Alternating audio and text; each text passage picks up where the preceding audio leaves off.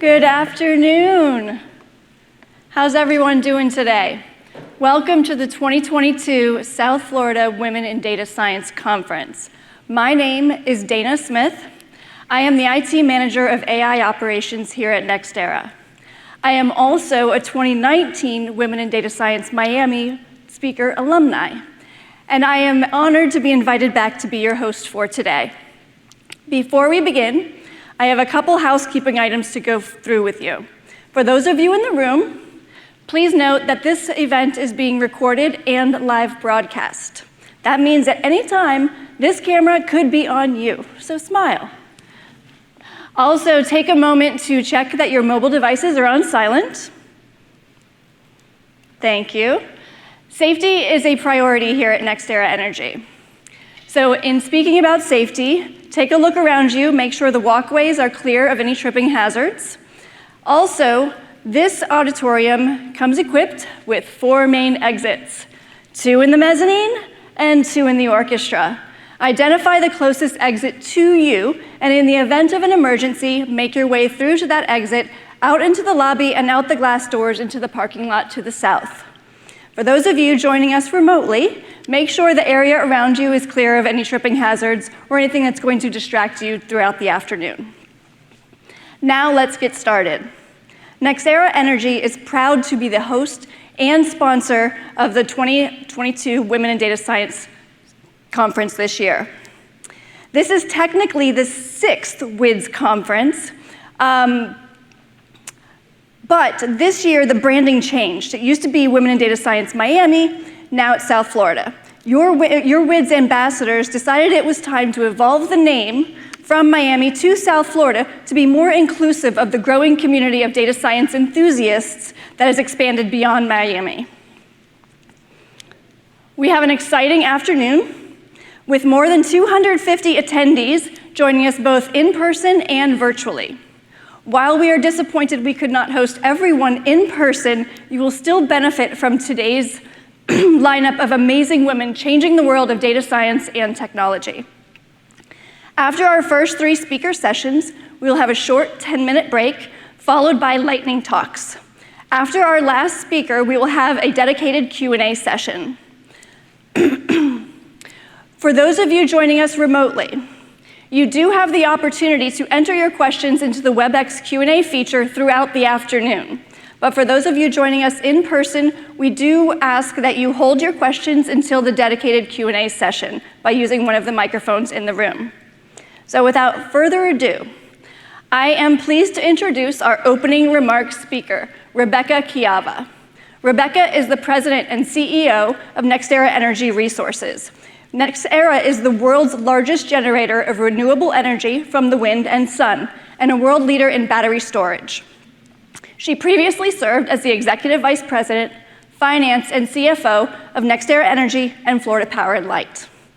I have had the great opportunity to work with Rebecca many times throughout my career, and I will say she is truly someone that embodies the company's values, embraces technology, and drives innovative solutions throughout our businesses every day. But at the heart of every decision she makes is data. Ladies and gentlemen, please welcome Rebecca Chiava.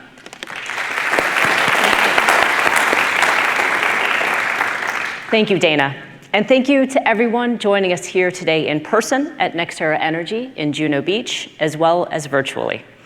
I am honored to be here with you today, and honored that NextEra Energy is the host for this year's South Florida Women in Data Science Conference. Today, more than 200 of these same events are happening around the world, with the shared goal of inspiring and educating data scientists and women in this field. And that's something that is so important to NextEra Energy. As one of the nation's largest developers of energy infrastructure, NextEra Energy is working to solve America's energy challenges, both sustainably and responsibly for the benefit of our customers, communities, and shareholders. NextEra Energy has 2 principal businesses: Florida Power & Light Company, the largest vertically integrated utility company in the US as measured by retail kilowatt-hour sales, and NextEra Energy Resources, which is the world's largest generator of renewable energy from the wind and sun, and is a world leader in battery storage. We are customer-based, whether it's a customer we're working on to build, working with to build a wind, solar, or battery storage facility outside of Florida, or a family in Florida who appreciates air conditioning on a warm day, like most days in here in Florida. In order to be there for our customers, both today and for generations to come, it is imperative that we use data strategically to guide our decisions and to constantly improve. So how do we do that? Here are a couple of examples. Increasingly, we rely on artificial intelligence and data science to make our electric grid smarter, safer, and more reliable. We use natural language processing to improve call routing and have reduced calls to our agent-handled calls by 150,000 on an annualized basis. And advanced forecasts help us to better predict the energy that will be produced by our wind turbines and by our solar energy panels. To do all of this and more, we feel it is our responsibility to support and to grow this workforce. And helping to prepare the next generation of women in this workforce is particularly close to my heart. We work with young women to encourage them to imagine the possibilities of how they can support a future of renewable energy. We want them to consider a career in STEM, which has been more traditionally male-oriented than female-oriented. We sponsor several robotics teams, educational activities, and partner with Scout troops for workshops and programming in support of STEM. We've even created the NextEra Energy Renewable Energy Patch that Scouts can earn by learning about renewable energy. And we have dedicated employees like Lisette Carrasco, an AI program lead and WIDS South Florida ambassador, and Catalina Arango, a product manager and WIDS South Florida co-ambassador. Josh Millar, Senior Director, and the larger Innovation, Data, Enterprise, and Architecture team, as well as the WIDS South Florida Committee here, who want to sponsor events like this to make sure that the conversation continues. There is so much to celebrate. And while we are doing that, we must also commit ourselves to continuing this momentum. And this event is a perfect way to do that. I'm excited to introduce our keynote speaker, Rana Kalyoubi. Rana will speak to us about ethics and diversity. She is an Egyptian-American scientist, entrepreneur, investor, author, and AI thought leader who's on a mission to humanize technology before it dehumanizes us.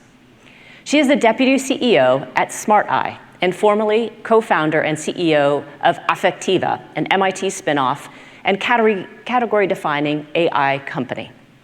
She is an executive fellow at Harvard Business School, where she teaches about AI and startups. Her best-selling memoir, Girl to Coded, A Scientist's Quest to Reclaim Our Humanity by Bringing Emotional Intelligence to Technology, follows her journey, growing up in the Middle East and moving to the United States to become an entrepreneur and emotion AI pioneer. Please join me in welcoming Rana, who is joining us virtually today. Thanks, Rana. Thank you, Rebecca, and thank you, Dana. Hi, everybody. Happy International Women's Day. I'm so excited to be joining you, albeit virtually. I'm so sorry I couldn't be with you in person. I was on a work trip last week, and I got back really sick, and safety comes first. And so we decided to pivot to a virtual presentation. But I'm with you with my heart, and it's a real honor to be presenting and sharing my journey with you all today. I just want to start by saying the theme of this year's International Women's Day is breaking the bias, and I know that every one of you in this event, at this, in the audience, is doing that. And we're doing that just by doing what we do, by being in data science and AI and machine learning, by holding our space and by being who we are. And so I just want us all to take a moment to celebrate that.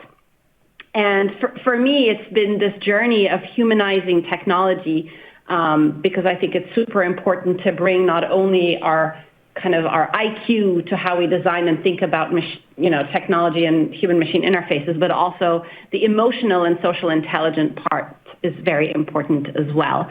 And so in sharing, my thoughts about the work we do, especially around Emotion AI, I wanted to also juxtapose my personal journey. Hopefully there are some kind of key takeaways and lessons that you can all take from my story that would be helpful as you kind of move forward with your careers as well. AI is ingrained in the fabric of our everyday lives, and it's increasingly acting on our behalf, taking on roles that were traditionally done by humans. For instance, Rebecca referenced maybe AI is infused in how we route calls in call centers and how we kind of handle different customer requests. Perhaps, AI is hiring your next coworker, or it's going to be driving your car or helping with your healthcare. It's basically taking on more roles that were traditionally done by humans. The problem is, though, we still think about AI as in terms of automation and productivity and efficiency. So it's the cognitive intelligence. But if you take a step back and look at human intelligence, your IQ matters, of course, but your emotional intelligence, your ability to genuinely connect with people and understand their emotional experiences and empathize, that's really what matters. And the best leaders, the best partners are the ones who have high EQ. And so I've been on this mission to bring emotional intelligence to our machines because I think it's not only going to affect how we interact with technology, human-machine interfaces, but actually fundamentally it's going to affect how we connect and communicate with one another as humans, especially in an increasingly digital world. So I started by asking a very simple question. What if my computer could tell the difference between a smile and a smirk? Both involve, the lower half of the face, but have very different meanings.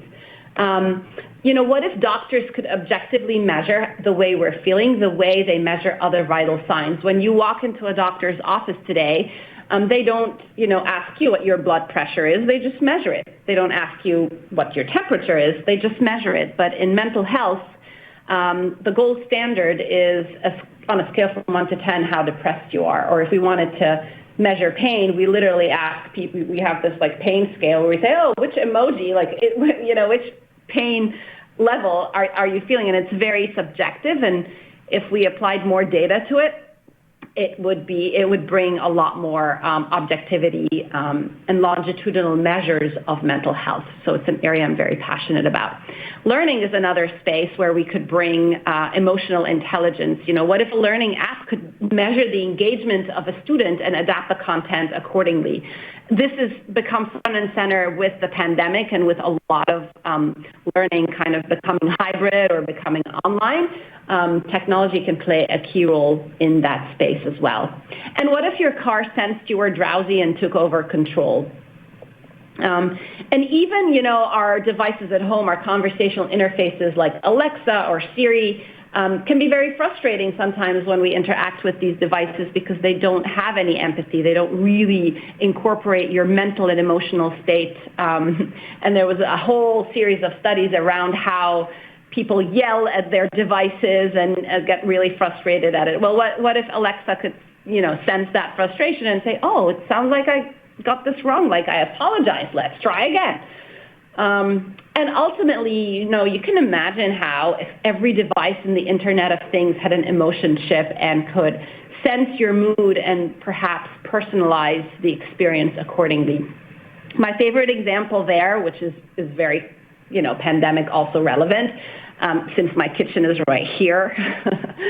Imagine if my fridge could sense that I am binge eating or I'm stressed and basically, I'm on my 5th tub of Ben & Jerry's ice cream and it would basically lock down and not let me have any more. But the idea is the concept of emotion AI, or the broader category of human insight AI that understands people's states, emotions, cognitive states, mental states, behaviors, activities, like we can understand humans, that will be ubiquitous. It's going to transform every industry, and it's going to transform how we interact with technology and with each other in a digital world.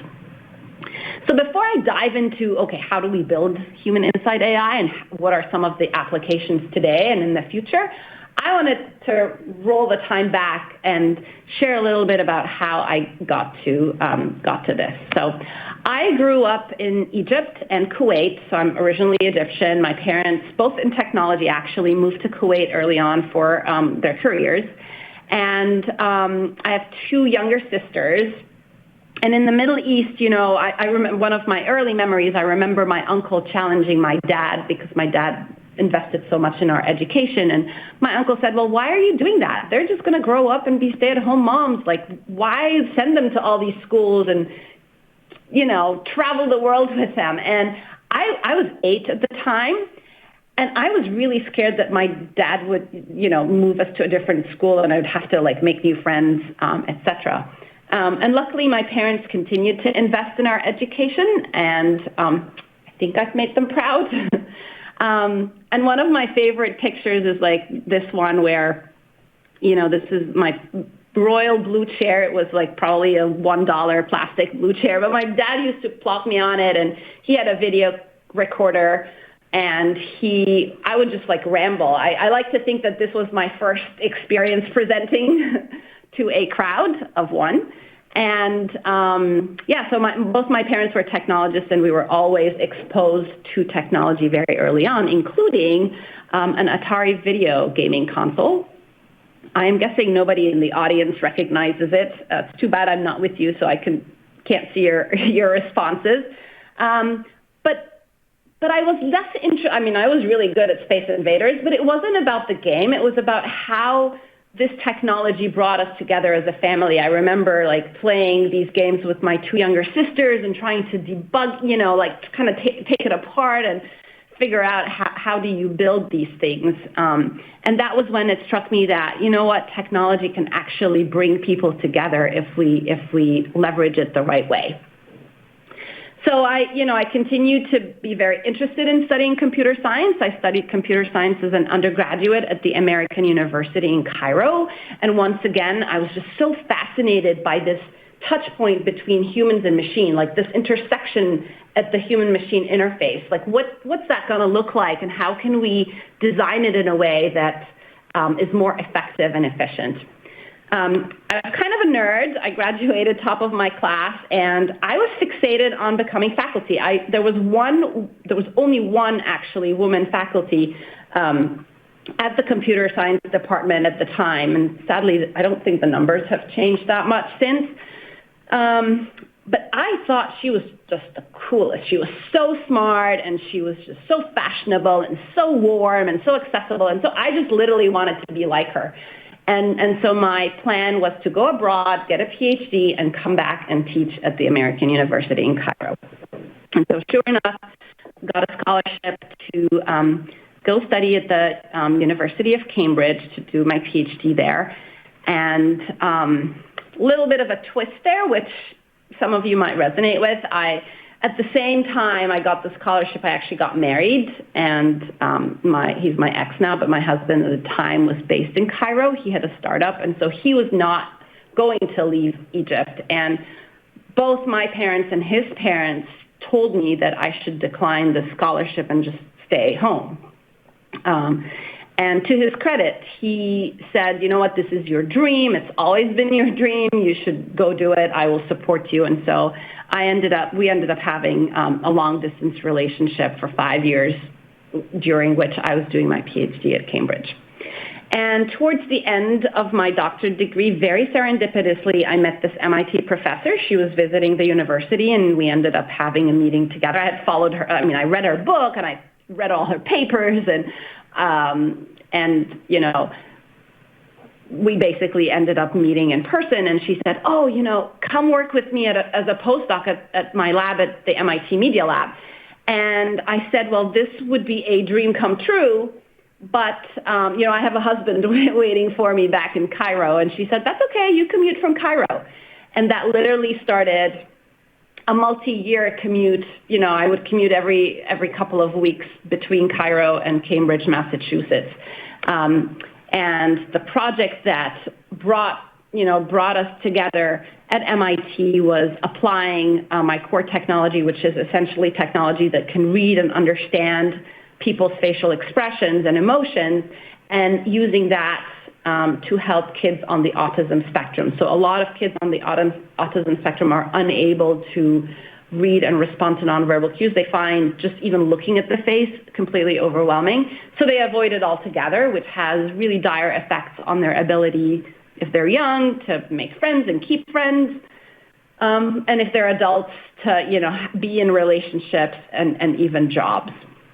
And so we built this device that was like a Google Glass with technology that can process the facial expressions of people you're interacting with. It was really powerful. We saw a lot of improvement in the kids that we worked with. But something really interesting happened along the way. While I was at MIT, we would host twice a year all of our industry sponsors. And for a number of years, these companies wanted to use the technology for all sorts of reasons. And so I kept a logbook of all of the different, so-and-so from Bank of America wants to do this, use the technology to measure customer experience. Mr. So-and-so from Toyota wants this to measure driver distraction and drowsiness. And I literally just kept a list because this was my PhD code. It wasn't really like commercial grade code. So I had no way of really addressing their interest.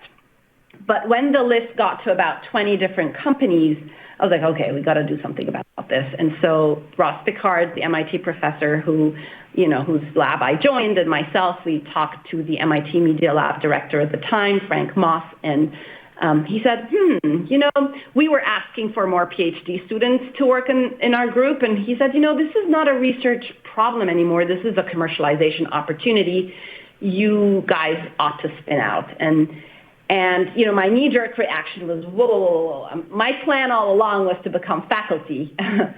And you're messing with my plan, Frank. But it made me think, and I realized that I have this really unique and exciting opportunity to bring technology that I'm very passionate about to the real world and use it to affect change in how people think about and design and deploy technology and AI all over the world. And so that was the tipping point. That was the decision to start the company. So in 2009, Ross Pickard and myself started Affectiva.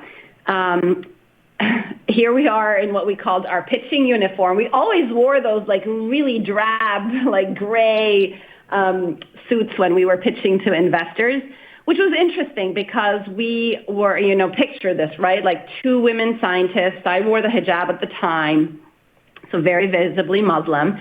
And we were pitching an emotion company, we called it the E word, to a exclusive, older, often white male investors.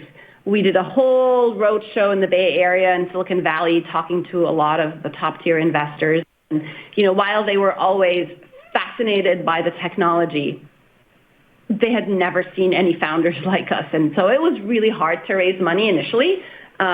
We persisted. We just, we probably got about 30 no's until we met, one investor who put the first check in, and that kind of started it all. So that was, the story of starting Affectiva, and just in 2021, last summer, we got acquired by a company called Smart Eye. They are based in Sweden. They're a public company. It was quite interesting merging the two companies during a pandemic. We couldn't even we had to sign some of the paperwork like on Zoom, and we had to build a lot of trust just on FaceTime and on Zoom calls. It was quite interesting, and again, it kind of taps into this whole idea of the importance of empathy and emotional intelligence when you are building a team or going about business. So I'll play a little video around they are very big in the automotive industry, which was an area that we were exploring. And so we merged. Every 24 seconds, a human life is lost in traffic. An unacceptable price for mobility. A global problem that calls for a global solution. Today, Europe-based SmartEye is the undisputed technology leader in driver monitoring systems. U.S.-based innovator Affectiva is the pioneer of human perception AI and its application to in-car sensing. To get closer to the vision of zero road casualties, forever improving the mobility experience, we have decided to join forces to realize the world's most advanced interior sensing solution, merging decades of research and proven class-leading technologies. Together, we represent an unstoppable force in automotive AI, making cars safer and smarter through machine learning, helping vehicles understand and react to any scenario in the cabin, to prevent accidents, and make the ride more comfortable, personalized, and enjoyable for everyone. We are humanizing technology to bridge the gap between man and machine, forever changing how humans connect with technology and each other. We've already come further than anyone, but our journey has just begun.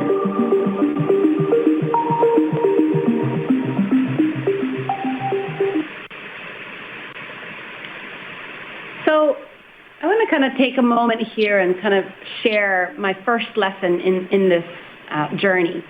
And it's one about overcoming the voice of inner doubt. You know, this sounds like a lot, and I have overcome a lot of obstacles, but in a way, I was often my own biggest obstacle.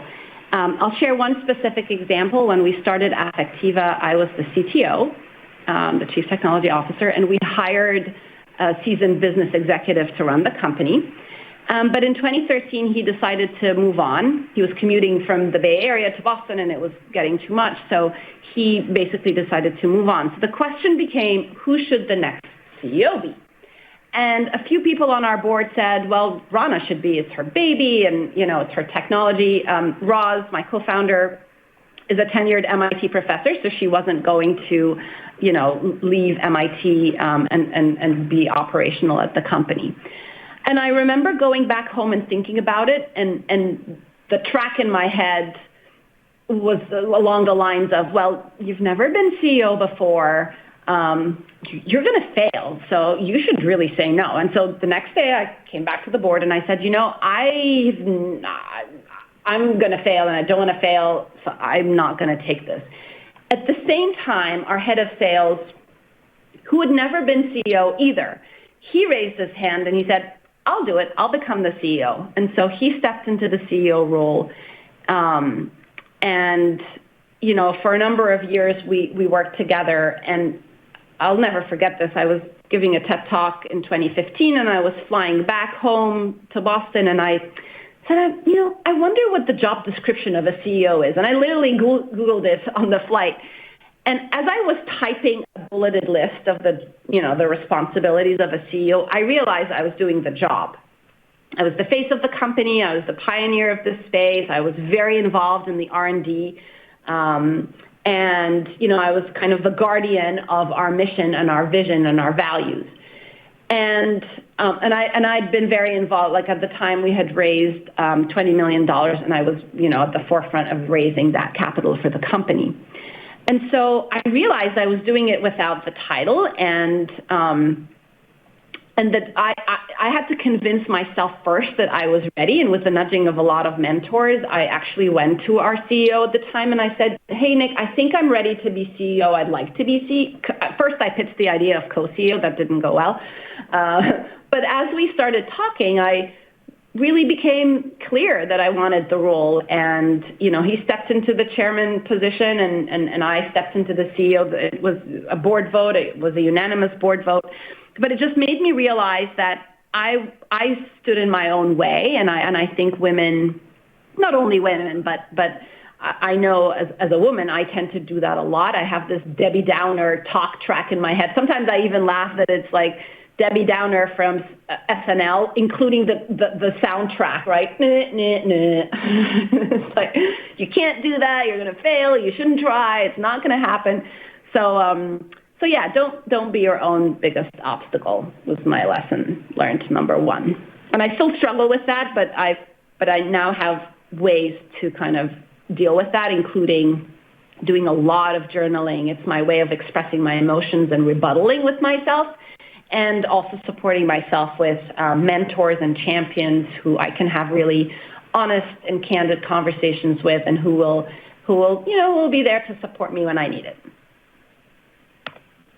All right, so how does one build emotion AI in the first place? And this is where data and data science and machine learning and predictive analytics is so core to what we do. If we first kind of quickly look at how humans do it, humans infer emotions and mental states by the majority of the time it's actually nonverbal. So only 7% of how we communicate our mental states is in the actual choice of words we use. 93% is nonverbal, and it's split something between our facial expressions, our gestures, our body language, and our vocal intonation. Like, how do we say the words we say? Are we hesitant? Are we excited? Are we mad in our voice? Like, so the vocal intonation really matters. And that 93% is often missing when we communicate online. It's not captured, even if we're on even now, right? Like we're on this, virtual event, but I can't see your facial expressions, and I don't know, hopefully you're engaged, but I wish there was a way to quantify and capture that data. It would be so powerful, and I'll share some applications actually in the virtual event and meeting space where some companies are starting to do that. But so humans, this is how we communicate with each other. Way back, 200 years ago, this guy Duchenne, he started electrically stimulating facial muscles, and that's how he mapped out all the different facial muscles we have. We thankfully do not need to do that anymore. And more recently, in the last 30/40 years, Ekman and his team established the facial coding system, which is essentially a mapping of all of the different facial expressions based on the facial muscle movements underlying it.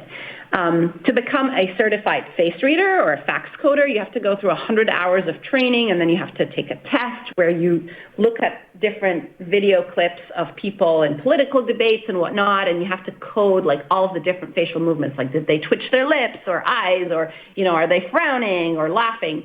I find it really fascinating, so I can geek out on this all day long. But essentially what we do is we use machine learning to automate a lot of how we quantify facial expressions, vocal intonations, hand and body gestures, and even the activities that people or the objects that people are interacting with. And if you think of what are the pillars that create this AI platform for machine perception of humans, the most important pillar, in my opinion, and the most differentiating pillar is the data pillar. So we have amassed what I believe is the world's largest human perception AI data repository. We have over 12 now face videos from 90 countries around the world where people are just emoting, they're just interacting, and we're able to capture all of that data, augmented with synthetic data. That's a very exciting space as well, to allow us to train and validate these systems. Then, of course, you've got the algorithms. You're all familiar with how we, can leverage all this data and deep learning and other machine learning algorithms to create features. And then underlying this is this whole infrastructure that allows us to ingest the data, warehouse it, annotate it, quickly experiment with it, visualize it, right? I think that even though it's behind the scenes, it's actually what makes AI companies or companies in general who are AI first or AI driven really powerful, because that allows you to leverage the data to create insights.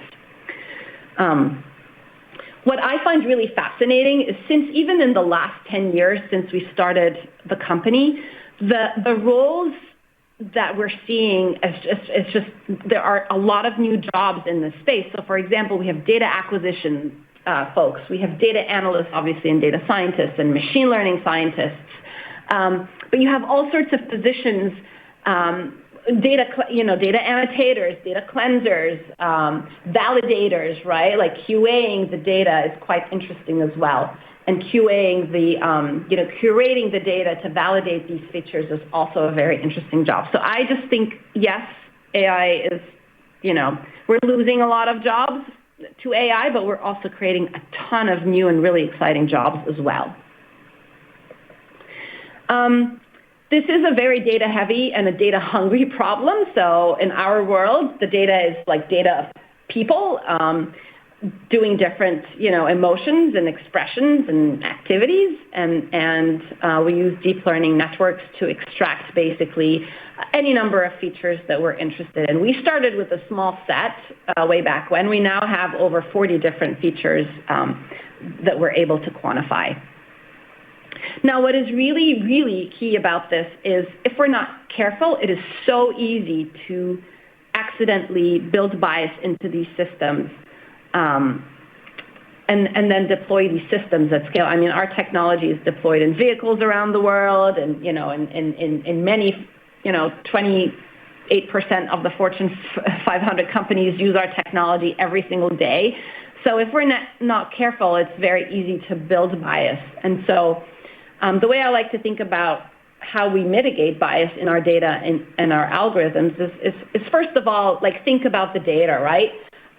It is so key that the data is diverse in every aspect of the world, global in terms of ethnicity and gender and age and culture, but also simple things like if we are building technology to be deployed in cars, well, we better have people who are wearing glasses and sunglasses and baseball caps, and maybe they have facial beards or they wear the hijab.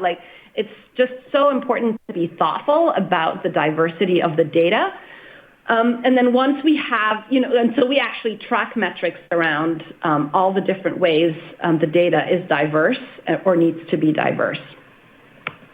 And then it's not enough to just have a diverse data set. It's how do you then translate it into a training data set? And so balancing the data and when you're training the algorithms is really important. And it's actually, it's not a trivial problem at all, because I'm just showing you here two kind of parameters, if you like, gender and ethnicity, but you can layer on, camera angle and day of, light and time of day and, again, some of these facial appearances, and then it becomes a really, really complex problem in terms of balancing the data set. But at least we're very intentional about it. We track that across all of our features, and I think that's really key.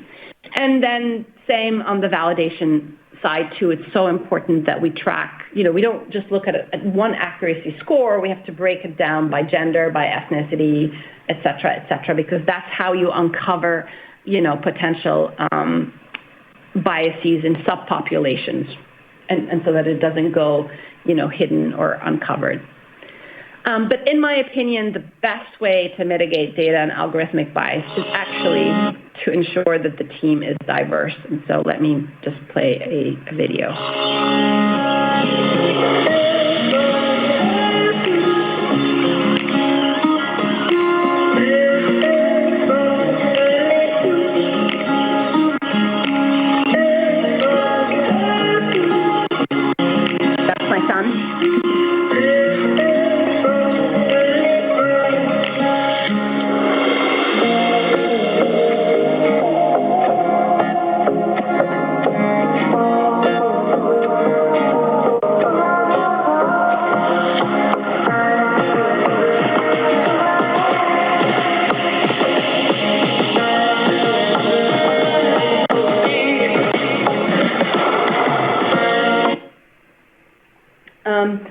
So I think the second lesson learned is you have to be really intentional about making diversity, equity, and inclusion a priority.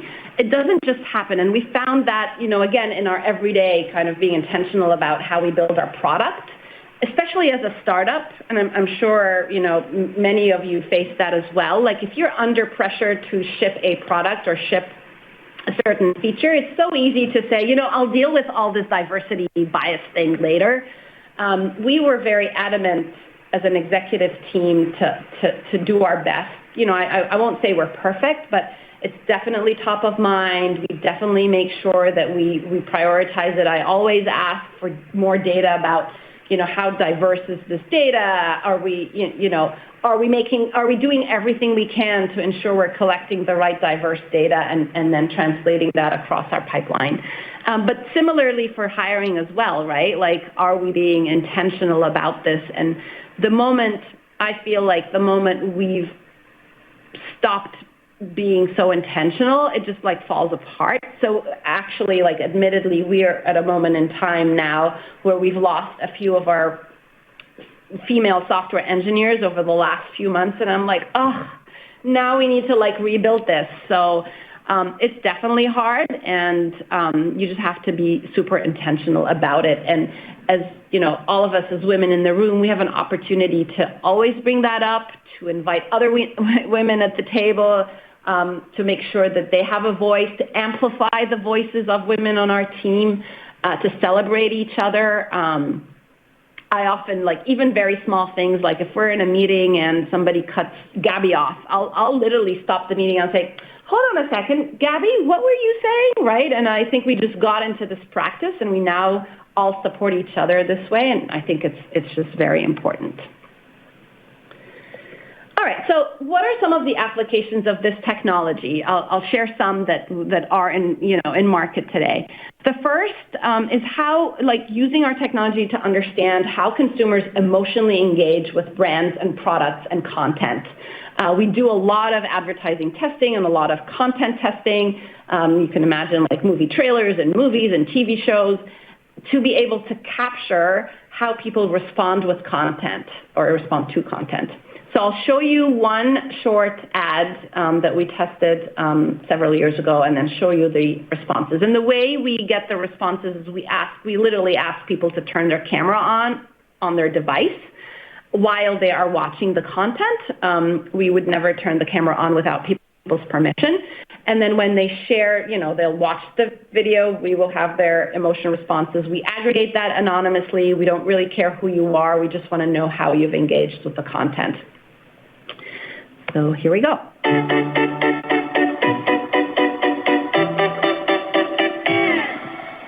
prima, più di prima, t'amerò.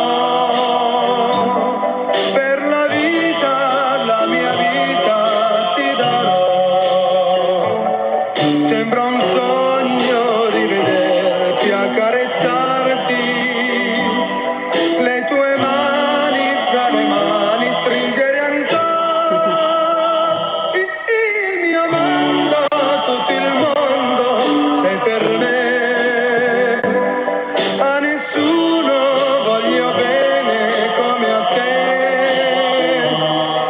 Ogni giorno, ogni istante, dolcemente ti dirò, come prima, più di prima, t'amerò.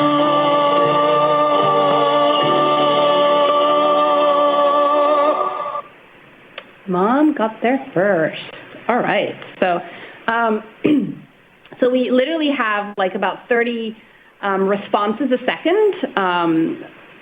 30 frames a second. Yes. So basically 30 snapshots of how people responded a second, and we aggregate all of that. What you're seeing here is the smile curve of where people smiled. So you can see when you realize that both the brother and the sister were kind of, after the guy.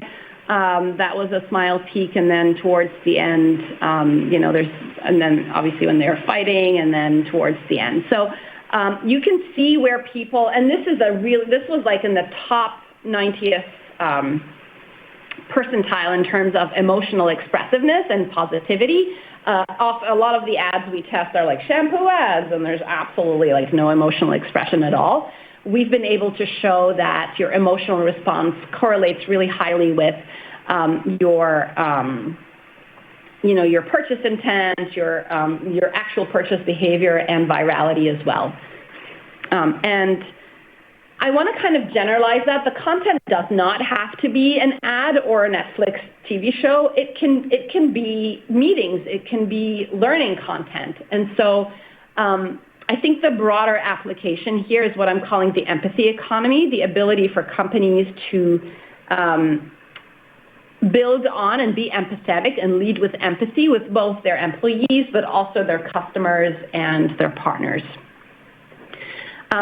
And to me, this is very personal.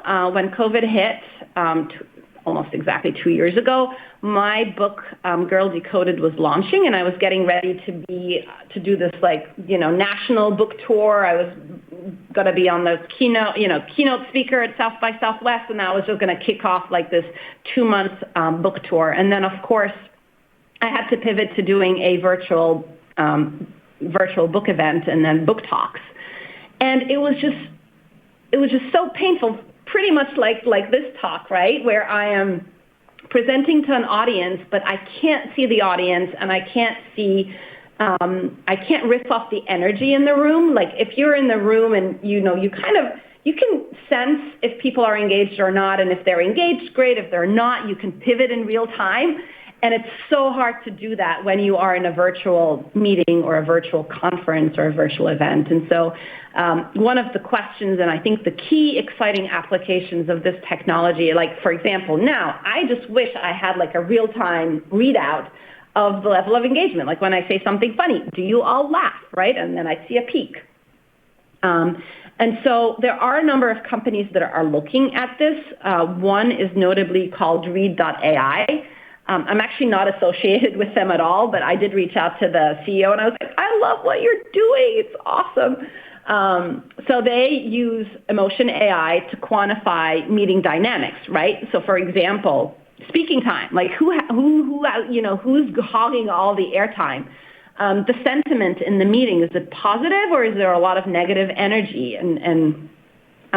And also, like, I think that ties very closely with metrics around inclusivity as well. You can have a diverse team, but it's no good if people, underrepresented voices don't feel comfortable speaking up. And this is a really data-driven way to quantify that, right? Because you can have all sorts of perceptions, but you can bring data to the table now and say, actually, we're a diverse team, but we don't really make it inclusive and safe for people to share their points of views.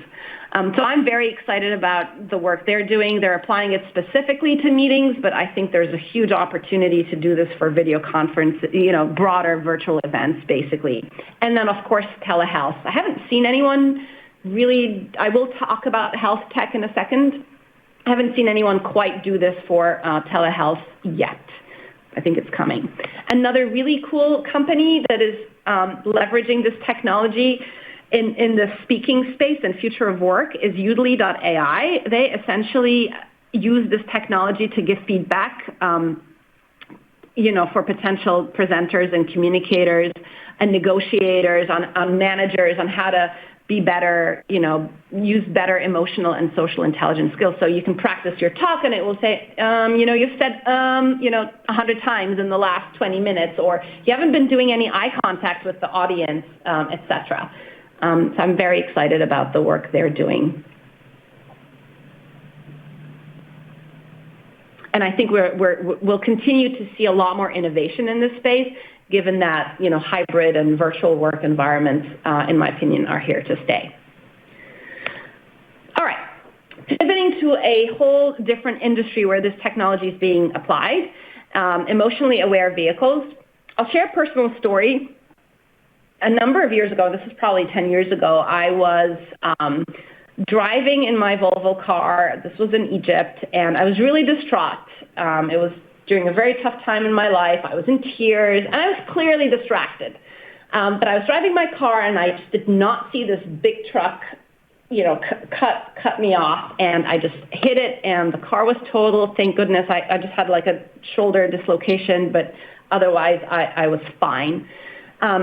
And I just keep thinking back to that moment. If my car had emotional intelligence, it would have probably very easily seen that I was distraught. I was clearly sad and upset, and it could have detected that early on and basically been on extra alert, or even like nudged me and said, Rana, you look like you're really upset right now. Do you want to take, a few moments to meditate? I'll play some music on, I'll put some music on and just take a couple of minutes before you start driving.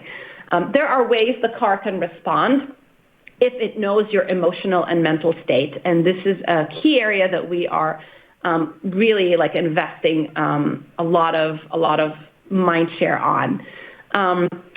when we first started getting into this space, the key question was like, do people really actually like show, any emotions, or do they actually show any expressions? And I'll just share a couple of videos specifically around two very important states, and that's drowsiness and distraction.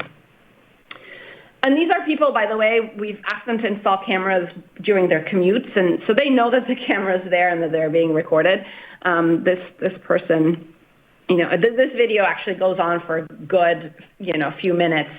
He's driving his car, but he's asleep, and you can see his daughter in the background. Now, this is very easy to detect using computer vision. We can detect blink rate. We can detect, head movement. So the car can very easily detect that this person is asleep, and hopefully actually earlier before the person falls asleep, and can flag that and either take control or raise an alert to the driver, etc. And this is another one.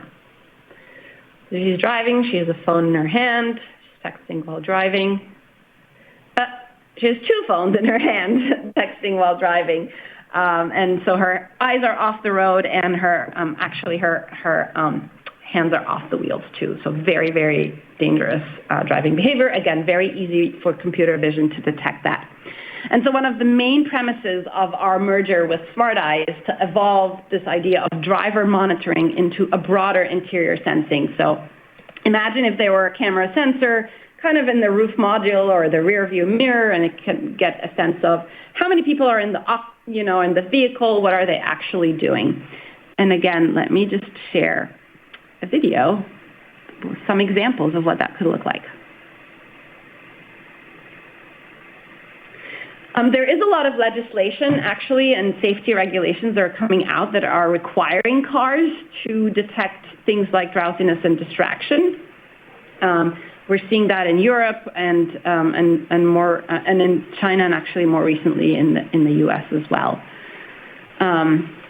So detecting signs of distraction, are your eyes off the road? You can see here that we've had to retrain all of our data to detect people wearing masks. We had to do that when the pandemic hit.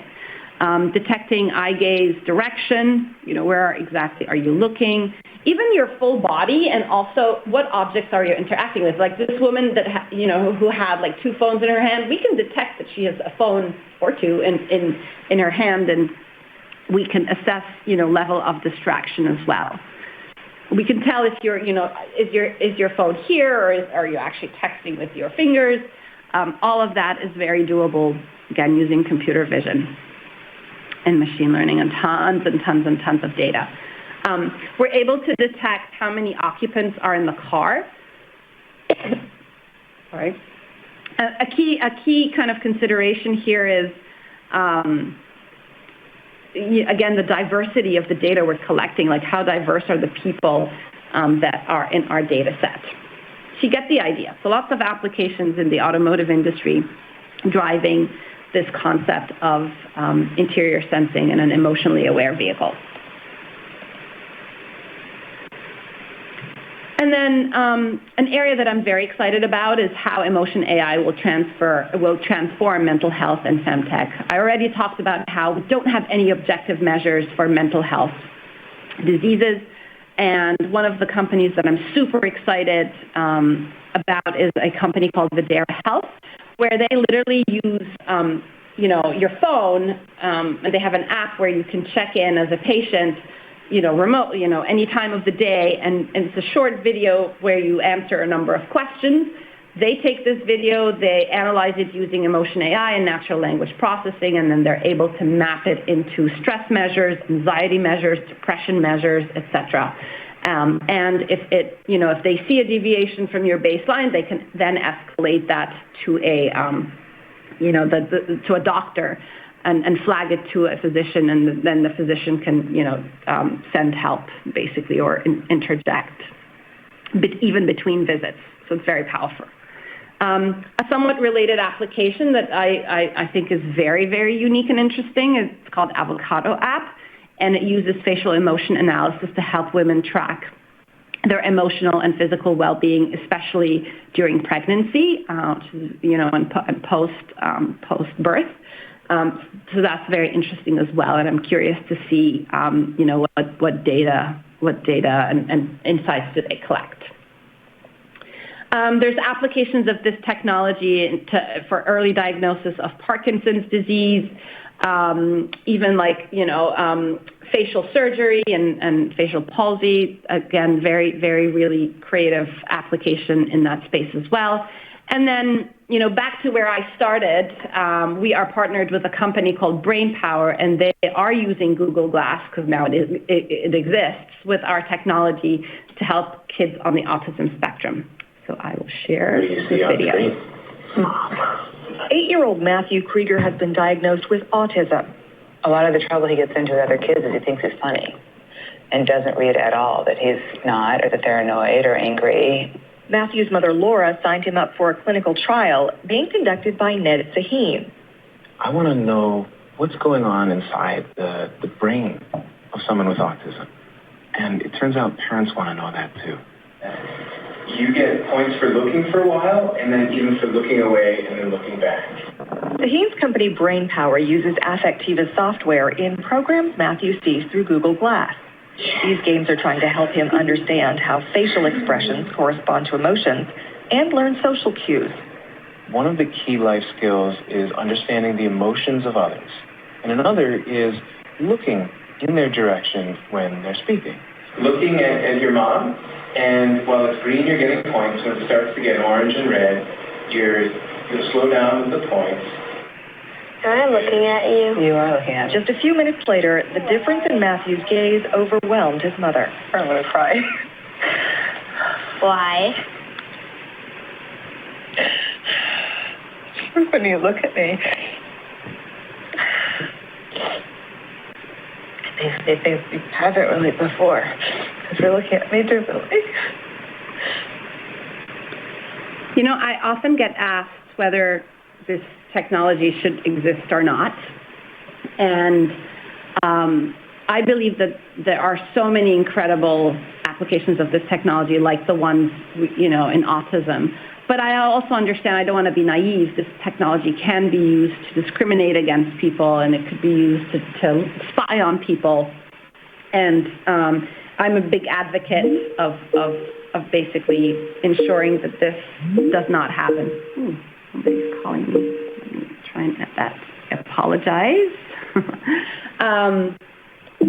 But to wrap up, I think it's so important that we take a seat at the table, and that can be at the executive level at your company, but it could also be anywhere where a key decision is being made across an organization. Insert yourself, ask to be at the table, ask to be in these meetings, and once you get to the table, make sure it counts. I think it's so important to own your voice, be proud of your ideas and your thoughts, even if you think it's daunting or risky or scary to do so. I've definitely been, and I continue to be, to have these thoughts, but make it count. You got the seat at the table, make it count. Invite other women to join you at the table too, or perhaps if you can't be, at a specific table, maybe recommend a woman on your team or in your circle to be there instead of you. And so I think that's, the lesson I'll leave you with today. And at the end of the day, yes, we're in the data science and AI space, but it is really about the humans. Human comes first. And if you're curious, my book is Girl Decoded. If you do end up reading the book, please reach out and share what has resonated with you. It's the best thing about writing a book. It's hearing your stories, actually. So, yeah, thank you. Thank you for having me.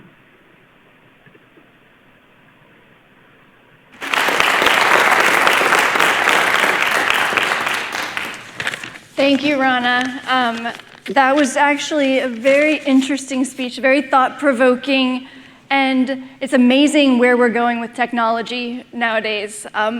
That Read AI, I was thinking about that right now, because I was back here, I couldn't see everyone's expressions, and neither could Rana. She couldn't see what was going on and be able to engage with you as she was presenting. So to be able to have that real-time feedback would be actually quite interesting, and it would have been very useful throughout the pandemic, definitely.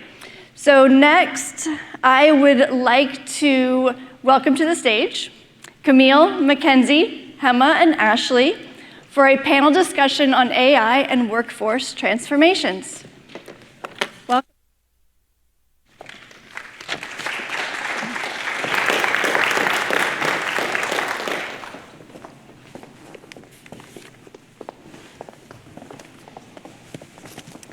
All right, well, thank you, Dana, for the introduction. So my name is Camille, and I will be the moderator for our panel discussion today on AI in the workforce and also the future of AI. So a quick introduction about myself. I got my PhD in applied mathematics from Clemson University, and then I was lucky enough to start my career here at NextEra as a data scientist. I got to work on a lot of really interesting projects in natural language processing, and then also some more classic machine learning things like classification and regression. Just last month, I moved up to the DC area where I am working at MITRE, which is a government contracting company. I'm still a data scientist, just learning and applying, my skills in other areas now. So now we will turn it over to the panelists. So for this first section, let's just go, person by person, and then after this, we'll make it a lot more, conversational. But for your introductions, I want to know about your education and career background, and then also what is your favorite part of your job or data science in general? All right. Hi, everyone. Thank you for joining us today. My name is Ashley Damati. I had a bachelor's degree from the Wharton School at the University of Pennsylvania, studied decision processes as part of the Operations and Information Management track, and then recently graduated from the Harvard Grad School of Education, studying human development and psychology. So I started my career at Accenture in New York, working as a management consultant, and then I transitioned into working for a startup in Colombia, Bogota, where I was there as a fellow, working with a micro VC that was building companies for middle-class Latin Americans.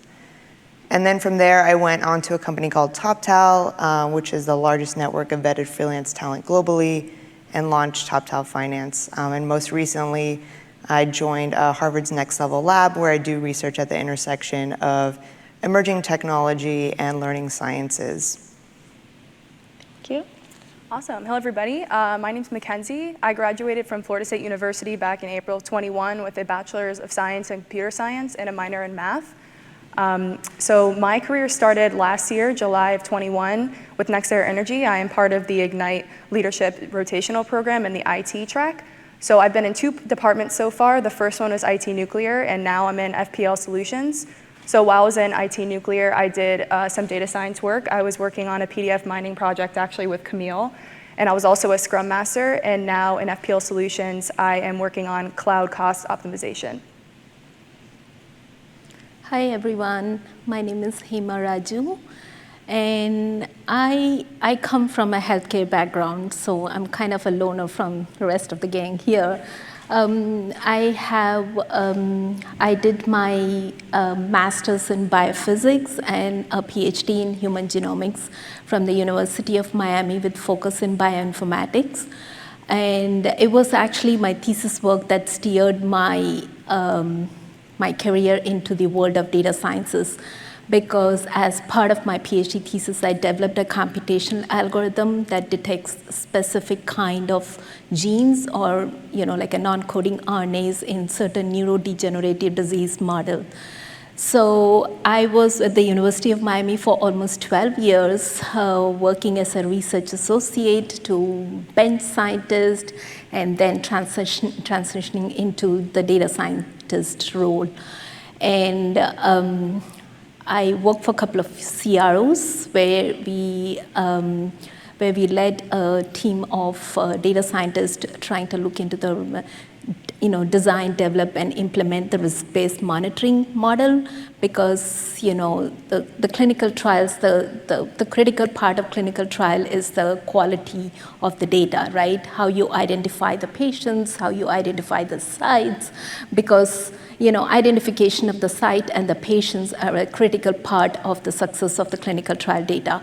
So I was involved in mostly like predictive analytics study, and recently I joined another pharma company where my role is to act as an analytic consultant to enable data-driven insights through advanced analytic model to support our clinical development, asset management, and operations.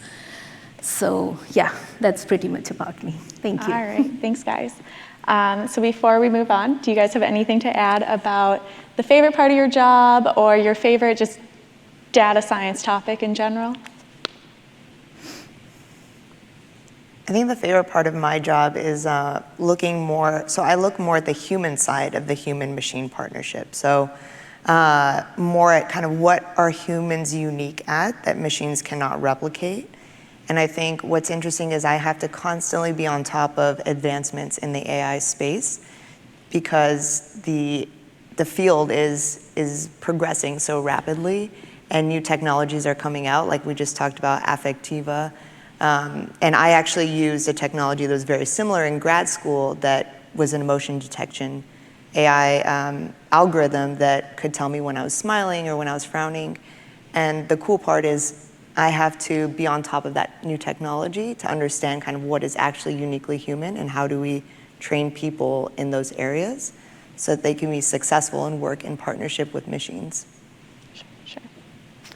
So generally for data science, my favorite part is the data exploration phase, just because I think that's the phase that kind of prompts the most creativity. So once you start learning about the data, you can start to brainstorm about how you're going to solve that problem. And I think that's my favorite part because you can take all that you learn and kind of apply it to solving the problem at hand.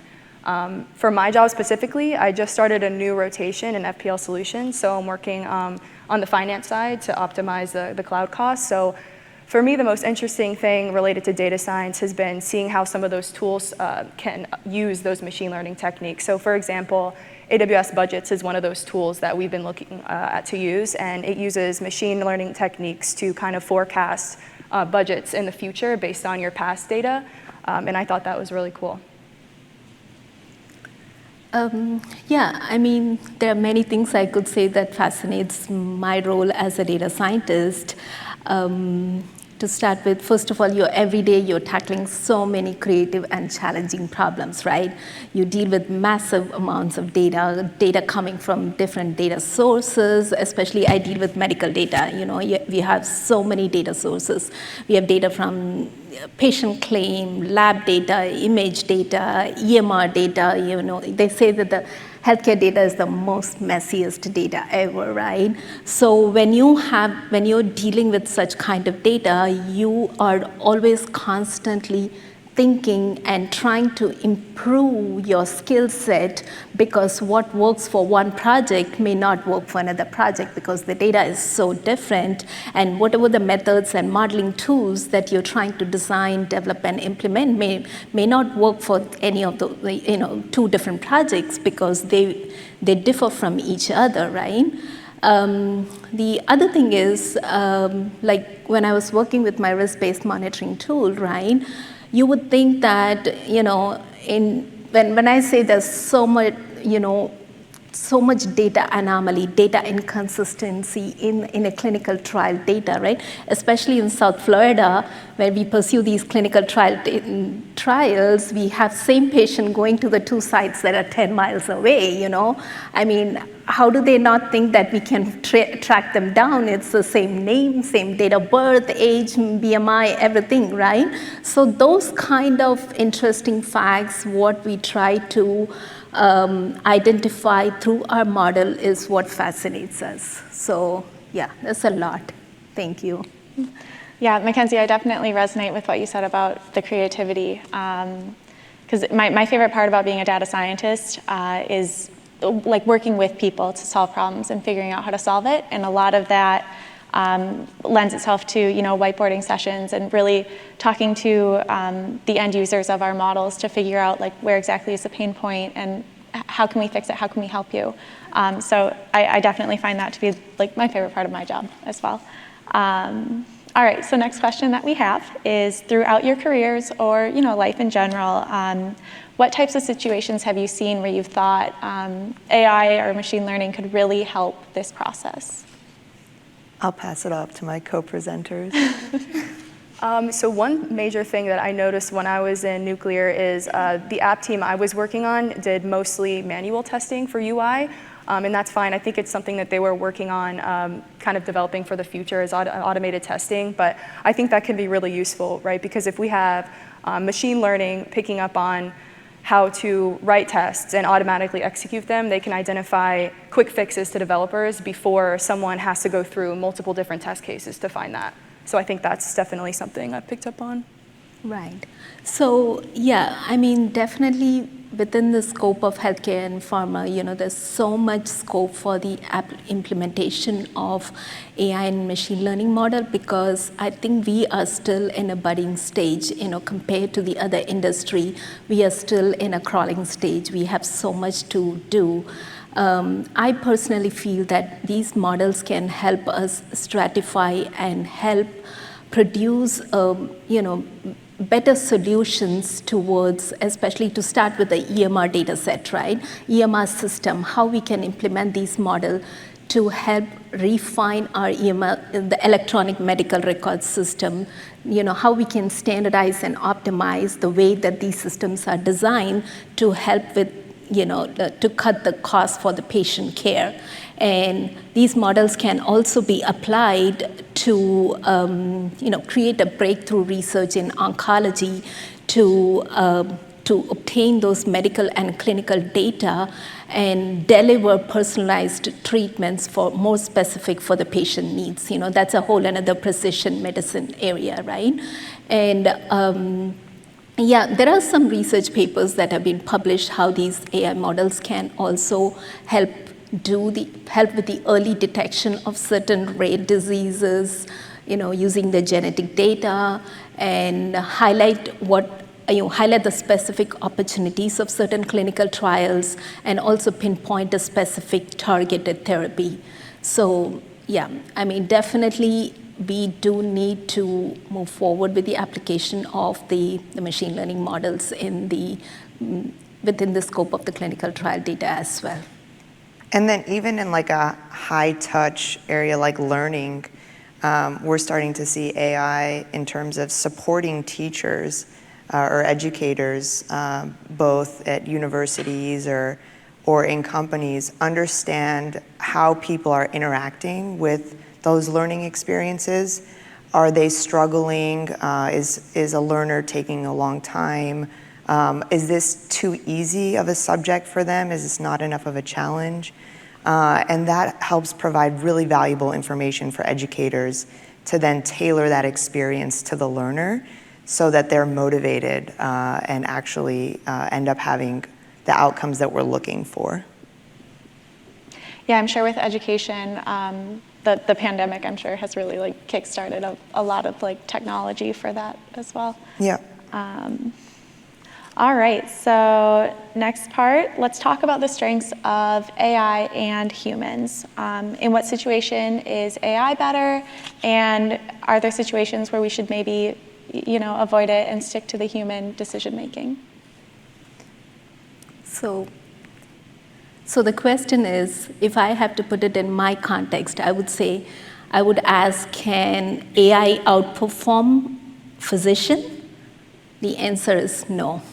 Because I think at the end of the day, the physician recommendation is still critical to explain the AI findings as such, right? Because you may have an algorithm that probably detects your heart disease patients using certain specific characteristics, BMI, blood pressure, and say certain other markers, and may identify incorrectly a patient to be healthy without having an event of cardiac symptom or anything, right? But the physician who has a complete history of that particular patient may identify the patient to be unfit and unwell, which the algorithm failed to detect, right? So the end of the day, yes, the algorithm helps, but we still need the human intervention in order to answer the question in order to identify those patient pool and to find out who are prone to have heart disease. So Hema, does that also lend to like AI and ML helping doctors as well make decisions? Because especially if you have a model that can identify, like, we think it's this because of these factors. Exactly. You know, I was actually, when I was listening to Rana's talk, when she was talking about the emotional IQ, right? So that involves so much human interaction, right? Which your algorithm or the existing data cannot read, right? I remember vaguely there was this study a few years ago. It was an immunotherapy study where they were trying to test a drug to see if it can reduce the size of a tumor. So what happened was during the course of the trial, the tumor size kept increasing instead of reducing. So they were almost about to cease the trial because they said there was not worth pursuing the trial, right? And one of the site, the doctor intervened and he said that I may have to talk to a couple of my patients, you know, the trial patients. So, and when he talked to them and he asked them, how do you feel about this? They said, we're feeling much better than what we were before. So, and then they went back and so the physician developed these follow-up questions which your standard algorithm or your data or your scan could not obtain those insights which the physician was able to obtain.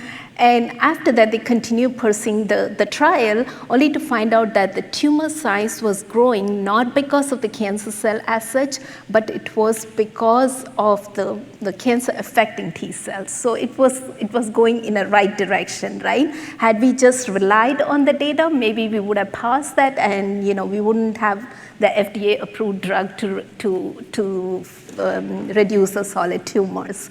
So yes, in at least within the scope of medicine, both go along very well. And Hema, I think that really goes back to, in our research, we talk about the complementary relationship between humans and machines, which we call intelligence augmentation. And AI is really good at what we call reckoning, so calculation, prediction, computation, those types of skills AI really excels. But then there's humans, right? And they are really good at what we call judgment, and judgment in the sense of the form of deliberative thought that seeks to be unbiased and grounded in ethical commitment and kind of very tailored to the situation. And so you need both, right? It's a conversation between the machine and the output that it's giving us, the information, the recommendation, and kind of that contextual knowledge that the human has. So going back to Rana's and Affectiva, it provides a lot of information, what you're getting about kind of the emotional state of the audience. But then what you do and the meaning that has for you is different based on person to person. So it's going to be really contextual how you respond. And I think both are important when we're working with machines. Exactly. I agree, 100%. All right, thanks, guys. I'm actually going to switch the order a little bit just because I think this is a good segue. So with the advancements in and adoption of AI, do you think any new types of jobs will be created? Or are there any current jobs that will grow or possibly change because of these new advancements? Definitely. So I think both we should look at new jobs that are going to appear, but also the current jobs that are going to change. So in terms of the new jobs that are going to appear, I know Rana had some stats up, and the 2020 Future of Jobs report from the World Economic Forum predicted that about 85 million jobs would be displaced by the shift in tasks between humans and machines. So that division of labor is going to shift. But then on the other end, there's going to be 97 million new jobs that are created that are more aligned with this new division of labor between humans, machines, and algorithms. And then on top of that, the existing jobs that we have are also going to change as more of our tasks get taken up by machines. The composition of tasks that we complete are going to be different, so that machines are going to take up more reckoning, leaving us more time to dedicate to that human judgment aspect. So I think we have to look at both like new jobs, but also our current jobs are also going to change. Yeah, and I'll add to the current jobs changing. So on a project that I was working closely with Camille on, it was for the power generation facilities and kind of suggesting maintenance for those plant components. So that was something that wasn't in existence before. So when you have AI that's kind of analyzing the components and coming up suggestions for those maintenance ideas, you didn't have anybody evaluating that before, and that's something that you need, right, is the experienced plant engineers to go through and look at those suggestions and decide whether or not to act on them. So maybe not exact like new jobs, but definitely those plant engineers are going to have to learn, and their tasks are going to be added to, obviously, with that new work. Yeah, and that also helps just optimize like operations in general, because you have, as someone working at a power generation facility, you are one person, you are tasked with your daily activities, and you're not working 24/7, so you don't see, the overarching, I guess, operations of the plant, but that's something that the data can tell you more about. So in a lot of situations, it's just going to help make things run more smoothly, really. Yeah, I agree. Nothing? Okay, that's fine. All right, so what skills do you guys think will be most important for data scientists to master in the next few years? So I think from a general sense, just staying up to date and really learning and being aware of new technologies that are out there, because I think the data science community is ever evolving, and you have to be aware of those tools in order to become just efficient in choosing the right solution to a problem. And more specifically, I think cloud deployment is an area that data scientists should really kind of get up to speed with. Not that they aren't, but I think a lot of people are more focused on the actual application of the model, but things like code quality, that's something that can definitely delay deploying a data science solution, right? That's something that I ran into with the last project I worked on. And then also pipelines and issues that you can experience with deploying those solutions with the pipelines. And also cloud services. So we use AWS for our last solution. So it's good to be able to determine which solution to go with. So you have Lambda, ECS. It's good to know about your options. And then on the non-technical side, I think just having human skills, right? So collaboration, you guys talked about creativity. These are really important skills that I think are going to become even more important in the future. Problem solving, knowing emotional intelligence, as Rana talked about.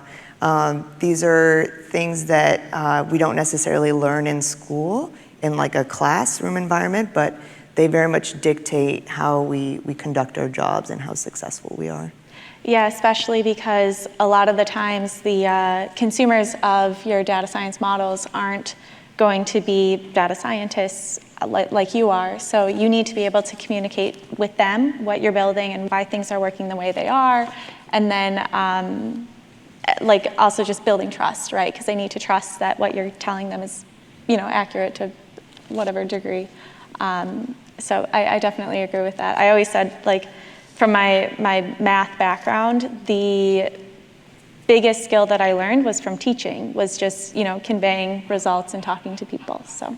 Yeah, and I think we all live in South Florida, and I think culture is another big one that we won't see AI at least replicating in the near future, is understanding cultures and the complexity of cultures. And I think that's another one that's really important for being able to be successful in a workplace, is being able to maneuver that. And I'm sure going from a data scientist and being in the culture of data science to then having to teach that to someone else, that's also a different culture, transcending in the workplace. So I think that's also going to be really important. And I think that also means that, going back to what Ashley was mentioning, that, you always need to understand the business needs. That's the first step, right? If you do not understand the business needs, you cannot prepare your list of your questionnaires to address what the business needs is and work forward, and always be flexible. We cannot be streamlined with one particular skill set or one particular programming language, because as I mentioned earlier, data coming from different data sources, they vary so much, and you have to constantly upgrade yourself.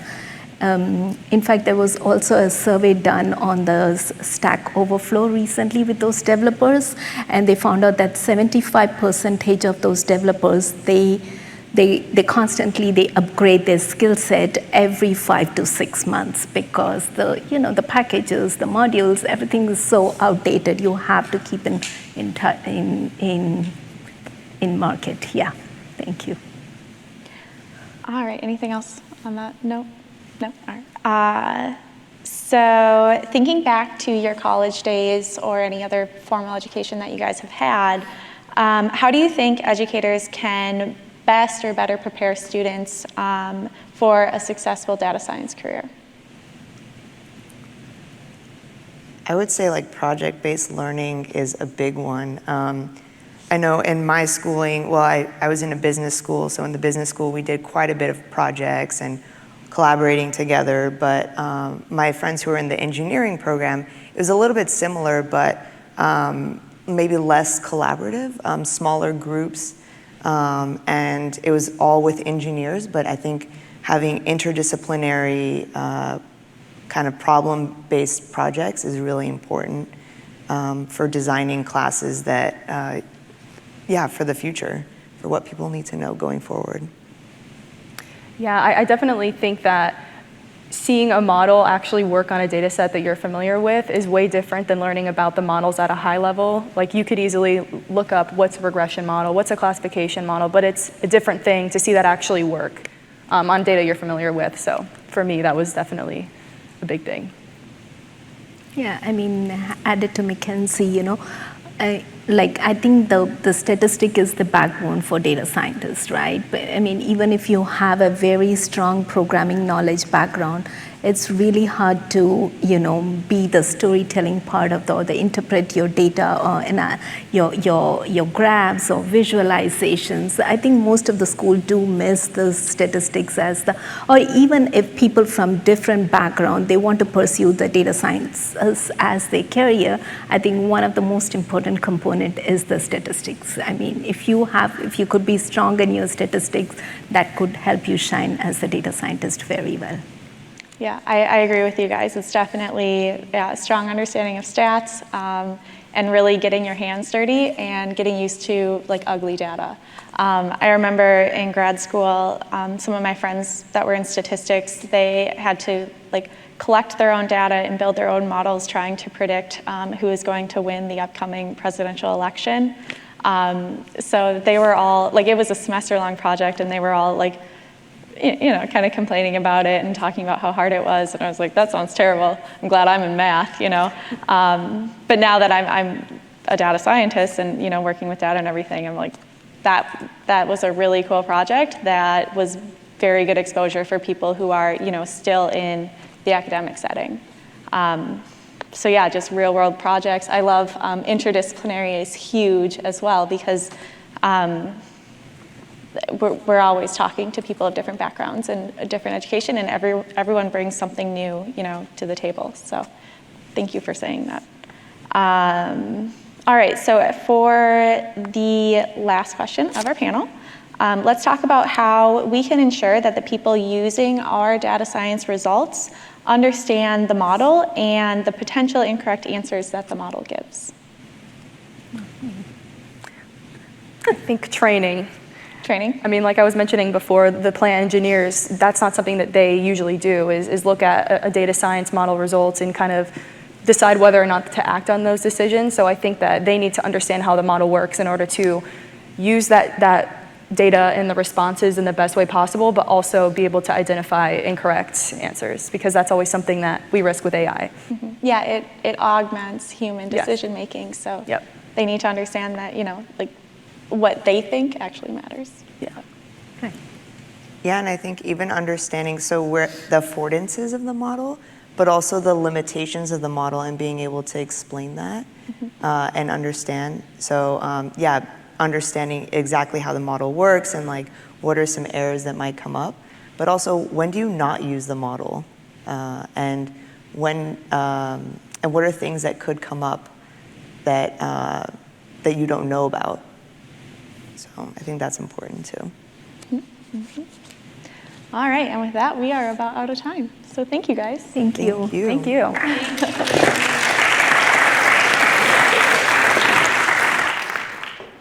Next, I would like to welcome Kathy Myron. Kathy is the president and CEO of eSilo, a data backup and cybersecurity company based here in Jupiter, Florida. Kathy is a seasoned business leader and technology strategist and is here to speak today about how data can become your most valuable tool. Welcome, Kathy.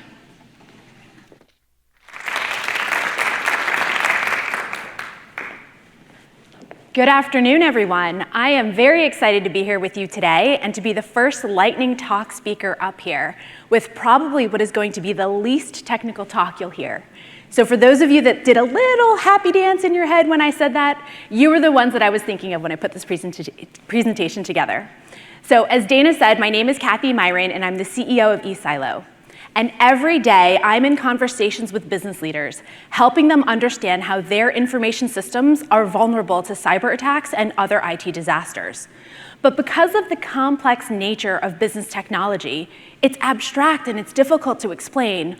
I always like to start with a comparison to a set of systems that everyone is familiar with. Most non-technical people think about their technology in a very simplistic way. They think about it in terms of the things that they see and touch, the servers and computers and mobile devices that they use, right? Their hardware, and then the apps that run on them, their software. And a lot of business leaders believe that as long as they secure those two categories of things, there's nothing more they need to do from a cybersecurity standpoint. They have nothing to worry about. But you and I know better.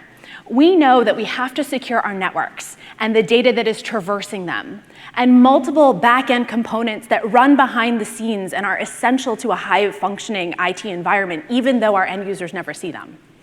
And what is getting pumped through all of those systems, in between and across them? It's data. So the idea that I want to convey is that data is the lifeblood of modern business. It drives all of our business intelligence and decision-making, all of the inputs and outputs of our systems and processes. And like blood in the human body, it holds the evidence of everything we do. And what do I mean by that? Just like human blood work reveals if you've eaten too much sugar, drank too much alcohol, or if your immune system isn't functioning, your organization's data can tell you if you're not efficiently using your resources, if your error rates are too high, or if there's suspicious activity that you haven't actioned within your network environment. Our data is a logical representation of everything that has happened in our business, every transaction, every sale, every customer interaction. And I'm in the business of protecting data. So unlike some of the other speakers you've heard today and that you'll hear later on, I don't consider myself a data scientist. I just run a company that specializes in helping small businesses protect their business and information by avoiding and then also recovering quickly from cybersecurity incidents and disasters. So honestly, as I was thinking about how to share with all of you what we do and the role that data science plays into it, I realized two things. First is that over the last 3.5 years, data visualization has been one of the biggest game changers for me in our business. It's probably the most impactful thing that we've done, other than partnering with Veeam for their backup and replication expertise. And beyond that, it really has been the advances in data visualization that have changed the way that we run the business from the inside out, helping to make what was previously unseeable now become seen. And it lends this graphical representation to what's happening in real time, and it allows us to correlate different events across different areas of our tech stack. We can now pinpoint bottlenecks, see cause and effect, and have time to plan for and optimize for our own growth and performance. The second thing that I realized is that as a field, data science has a perception problem. Data science sounds hard, technical, and complex. And if you've never met a data scientist before, it's hard to know what to expect, what the job actually requires, and how you can see yourself breaking into this field. And there's not that many data scientists out there, let alone ones who are women or who are diverse. And I believe that this only exacerbates the recruiting challenge in attracting young girls to join our field. Because as they say, you can't be what you can't see. So my goal for the next 10 minutes or so is to share with you my story about how I've applied data science principles in every aspect of my business and career, including my own journey to entrepreneurship. And hopefully this inspires the next generation to get into the field, because it's never too late to pick up a new skill. And one more thing on that, I don't see data science as purely a career, although it's great if you choose that for your profession. But I believe that it's an important business and life skill, just like knowing your numbers and knowing your finances. Every business leader today and tomorrow needs to understand how to make sense of the data that's at their fingertips. So let's get started. 18% of data scientists in the US are women. And certainly we need that number to be higher. But I also think that measuring it by careers is a bit of a narrow way at looking at the stats for this field. And as I said before, I'm not a data scientist, but I've found that applying these principles to problem solving has made a huge impact throughout my career. And even mainstream media recognizes this problem and is getting into the game to encourage more young people to get into the field. Unlocked is a new show on the Peacock Network. It's basically a cleverly designed 30-minute commercial for HP devices, disguised as a TV drama with an element of audience participation. So if those of you remember the Choose Your Own Adventure books that you might have read as a child, it's a little bit like that. So the show's characters have to solve a series of problems, and you as the audience can play alongside them by downloading the data sets and following the instructions on the show's website, so you can do all of the number crunching in real time along with the characters. And I think it's a really smart way to get people to try something new and something that they might not otherwise have ever thought that they could do. Just like me as a kid, I never thought I would be an entrepreneur or a CEO, but here I am. And I love this Venn diagram because it shows the three main disciplines of data science and that they're not all technical. My on-ramp was from the business side, understanding what happens, why it happens, and how should it be done? Can it be done better? And I don't want to speculate too much, but I think that we have a pipeline problem because a lot of young girls see data science as something that's overly complex. They don't identify with it. And data science, like all other sciences, can be intimidating. You know, kids don't always get exposure to this in school the way they do biology and physics. I know when I was in college, data science was not yet a career path. It wasn't even a major. So I could study computer science, statistics, or math, and I did take those courses, right? And I also took finance and accounting, and ultimately a course about SQL databases. That was the closest I could get to any kind of analytics instruction. But all of those formed the basis of the data science and problem solving that I use now in my career. So here's how I've leveraged that learning and approach to the world around me when I took over eSilo. So I spent the first 14 years of my career at a multinational conglomerate, a Fortune 10 company. And it was a really big transition to go from that to a small business that helps other small businesses, right? It's a much smaller scope, but a deeper dive. And the competition comes from everywhere. And so it's one thing in my space to say that we offer data protection and cybersecurity. It's like saying that we offer great customer service. Every other competitor in my field says the exact same thing. And so our prospective clients want to know not just what we do and how we do it, but more importantly, why should they choose us over anyone else? And everyone who's a service provider knows that you never want the answer to be because you're the cheapest. So when I took over, I realized that we had to have a special sauce. I wanted to discover what that was, right? What is something unique that we do that nobody else does? And when I took over the business, we were a backup company. We didn't yet do assessments and consulting or training, just backup, right? Data backup. And backup is a commodity. So my challenge was figuring out what would make us special. Why would we be a better fit for your law firm, your medical practice, or your manufacturing operations? And maybe, I thought, just maybe, it's because we had seen a lot of businesses like yours before. When you have the operational data on many of the same types of businesses, right? Golf and country clubs as an example, financial advisors and accountants, specialty medical practices, lawyers and law firms, you start to see many of the same things over and over. So for example, in the golf club industry, there are really only 2, maybe 3 club management software platforms that anybody runs. It's sort of like Oracle and SAP. If you know those 2 platforms and can support them, you have 98% of the market as your potential customers. So I started wondering, what could we do with all of this data? Could we give them advice, like a Netflix recommendation? People like you also like this or do this. Or industry benchmarking. Others in your industry have twice the number of repeat clients. Here are some ideas for how you can boost your numbers. And I also started thinking about how we could predict who was at the highest risk for a system outage or a cyber attack, any other issue that would increase their need for and the value of the offsite backup services that we were providing. But there are some obvious challenges with this, namely that the data that we collect from our customers is NPI, non-public information.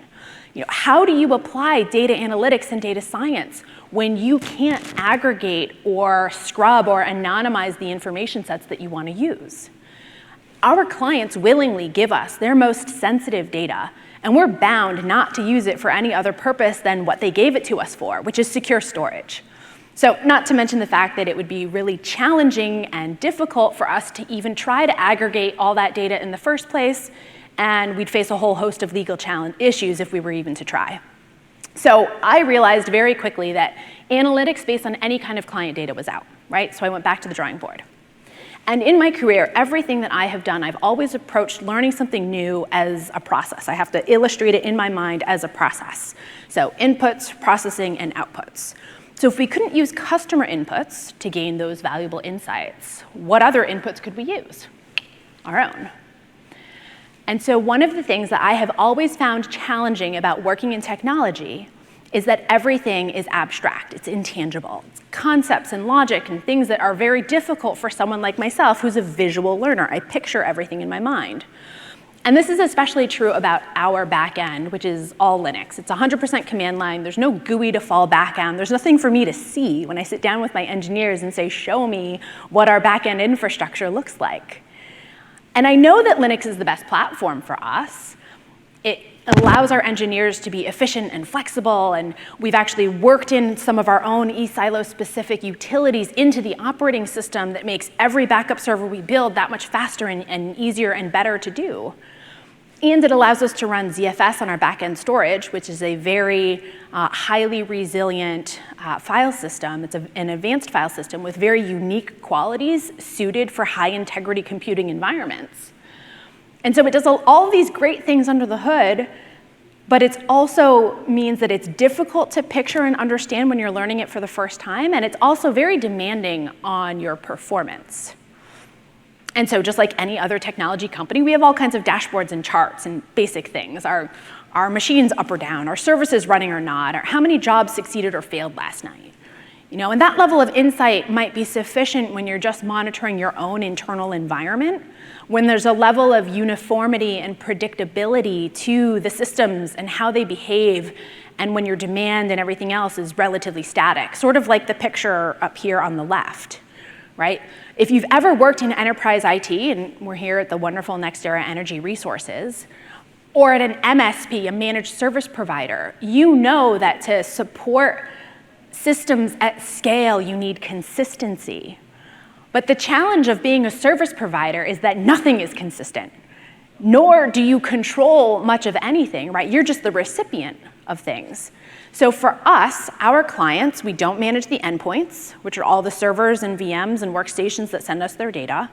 They're all running different operating systems, running different apps. We don't control what they send, when they send it, or how we receive it, all of those different unique settings of their jobs and policies. And so we call this the problem of the thundering herd, that you have to manage your infrastructure and your business model in a way to accommodate these dramatic ebbs and flows in traffic. And so you can have a flood of inbound data at any point in time, right? Without an ability to shape it as it comes in. So as you can imagine, this inevitably leads to performance challenges. Now, the first thing you might be wondering is, well, with cloud, right, this problem starts to go away. But the thing about our business is that a lot of our clients are still not yet comfortable putting their data in public cloud because of the sensitivity and the highly regulated nature of their businesses. So they share their data with us in our own private cloud. And so from a performance challenge point of view, if you under-provision your infrastructure, you're just wasting money. It's like flying a half-empty airplane. But if you try to over-optimize and fly too close to capacity, you find that things will slow down disproportionately fast. I'll tell you a quick story. Back in May of 2021, when the mid-pandemic growth was in full swing, almost out of nowhere, we noticed that our back-end systems were getting bogged down. It was like our usual fire hose of data was getting siphoned through a garden hose. Drip, drip, drip. And our client jobs began to queue. And jobs that were already in flight were getting slower and slower. And we could tell the systems were doing something, but we weren't exactly sure what. And so we saw this flood of inbound connections, but nothing was passing through.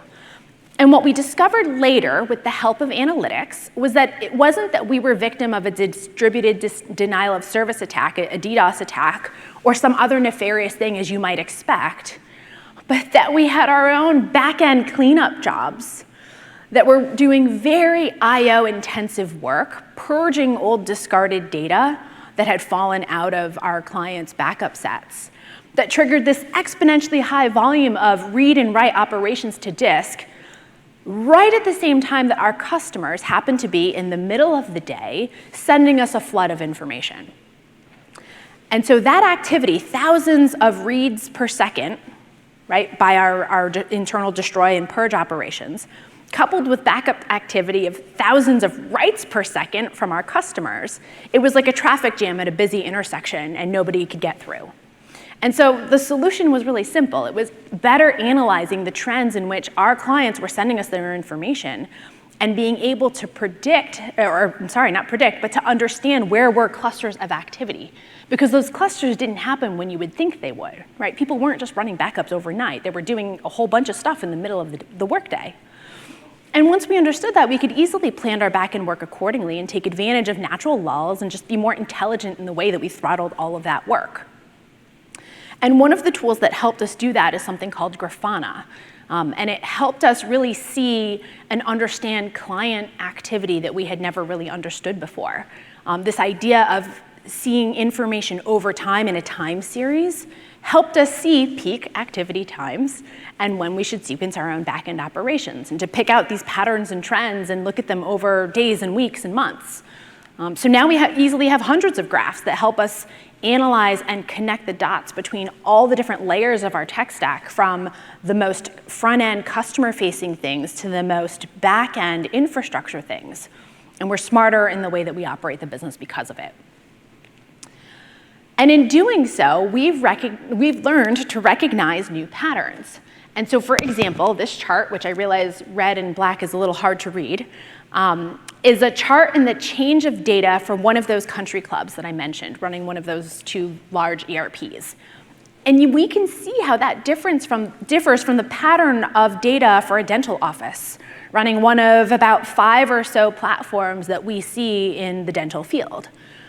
And how that looks different than workstation data coming from teachers and administrators in a series of schools. That's much more sporadic. And how that compares to the data from a hosted IT provider who is managing servers and applications for a portfolio of their clients, but clearly has certain weekly activities that they're performing. And it's because of these and other insights that we've been able to make proactive calls to our clients to inform them of unusual activity.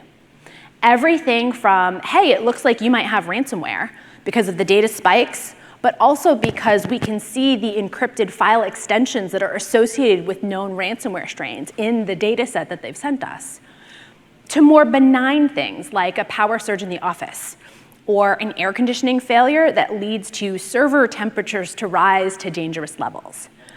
And that has been our secret sauce. Small businesses can't get the level of proactive alerting or service or insights from a big name vendor. They're simply too big to care. But we care, and we know that small business owners are busy and are happy to invest in a higher level of service because the consequences of missing something like this or getting it wrong are simply too great. So in summary, I want to leave you with 3 things. First is that good analytics has the potential to provide almost infinite value to organizations. Second is that data science is a skill. It doesn't have to be a career, but it can complement whatever career that you choose. And lastly, when you hit a roadblock or things don't turn out the way that you expect, don't get discouraged. Just go back to the drawing board like I did. It's often those early failures or setbacks that will help you find something far, far better. Thank you.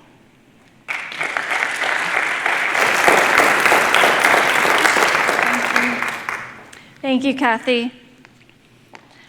Just a quick reminder before I introduce our next speaker. For those of you joining online, you can submit your questions for the dedicated Q&A session via the Q&A feature of WebEx.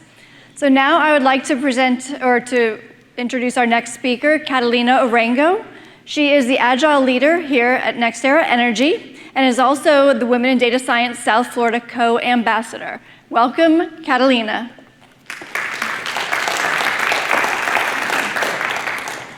Thank you, Dana. I'm so honored to be here this afternoon sharing the stage with so many talented women. I'm also really excited to be speaking to you about a subject that's near and dear to my heart, AI product management. You see, when I started my career in data science, I was fascinated by how machine learning could perform tasks that I previously only thought were possible by humans. I'm still fascinated by that, but what has really surprised me over the years is how important product management principles are to successfully implementing AI solutions and to unlocking the value from AI. You've already seen today how AI is transforming our world. At home, we have smart devices that learn from our preferences and automatically adjust the settings if they sense that we may start feeling uncomfortable. We have our iPhones and cell phones that create these wonderful memories of great moments, and those used to take me hours to create. We have Netflix, which gives us and recommends great content for us, and I even let an algorithm choose my clothes. For those of you that don't know, that's Stitch Fix, and I love the service. These companies have gotten it right with these products. And there's so much more opportunity. A report by PwC estimated that AI could contribute close to $16 trillion to the global economy by 2030. To put this into perspective, that's about 75% of the size of the US economy at the end of this year. That's huge. Yet today, close to 90% of machine learning solutions fail. I hope that by the end of this talk, you'll have some more knowledge under your belt to help shrink this statistic on machine learning failure. So why do machine learning solutions fail? Well, data feeds AI models, so you may be thinking that it has something to do with data. And lack of quality data is a key issue in implementing successful AI solutions. As you can see in this data science hierarchy of needs, the right data and the right infrastructure to support that data storage and the data pipelines is key to being able to implement any value-added data processes like data analytics, data science, and AI. But companies recognize this. And today we have a lot of solutions and service providers out there that are helping organizations build this foundation. So companies think that if they're working on this foundation and they've hired some skilled machine learning engineers, then they're well on their way to unlocking the value of AI and benefiting. The bad news is that this is only half the battle. The good news is that the other half has to do with good design. And I believe that everyone has the ability to learn how to be a great designer and implement machine learning solutions that improve people's lives and delight the users. Stanford, the university that hosts the Global Women in Data Science Conference, has a school called the D School. It's short for the Design School. And they also believe that everyone has the ability to learn how to be creative and to build great products. They came up with this 5-step design thinking framework. The 5 steps are empathize, define, ideate, prototype, and test. And they can be applied to any experience, any solution, any process, or any product. We'll use this framework geared towards AI solutions to help you develop a framework that you can use in the future to build great AI solutions. The first step is to empathize. So we've heard a lot about empathy today, and I think this is the most important step in the process because it sets the stage for everything to come. You really have to understand who you are building for.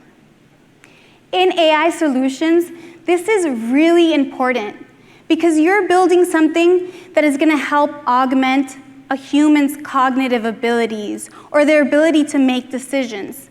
And that's a pretty intimate relationship to have with a computer.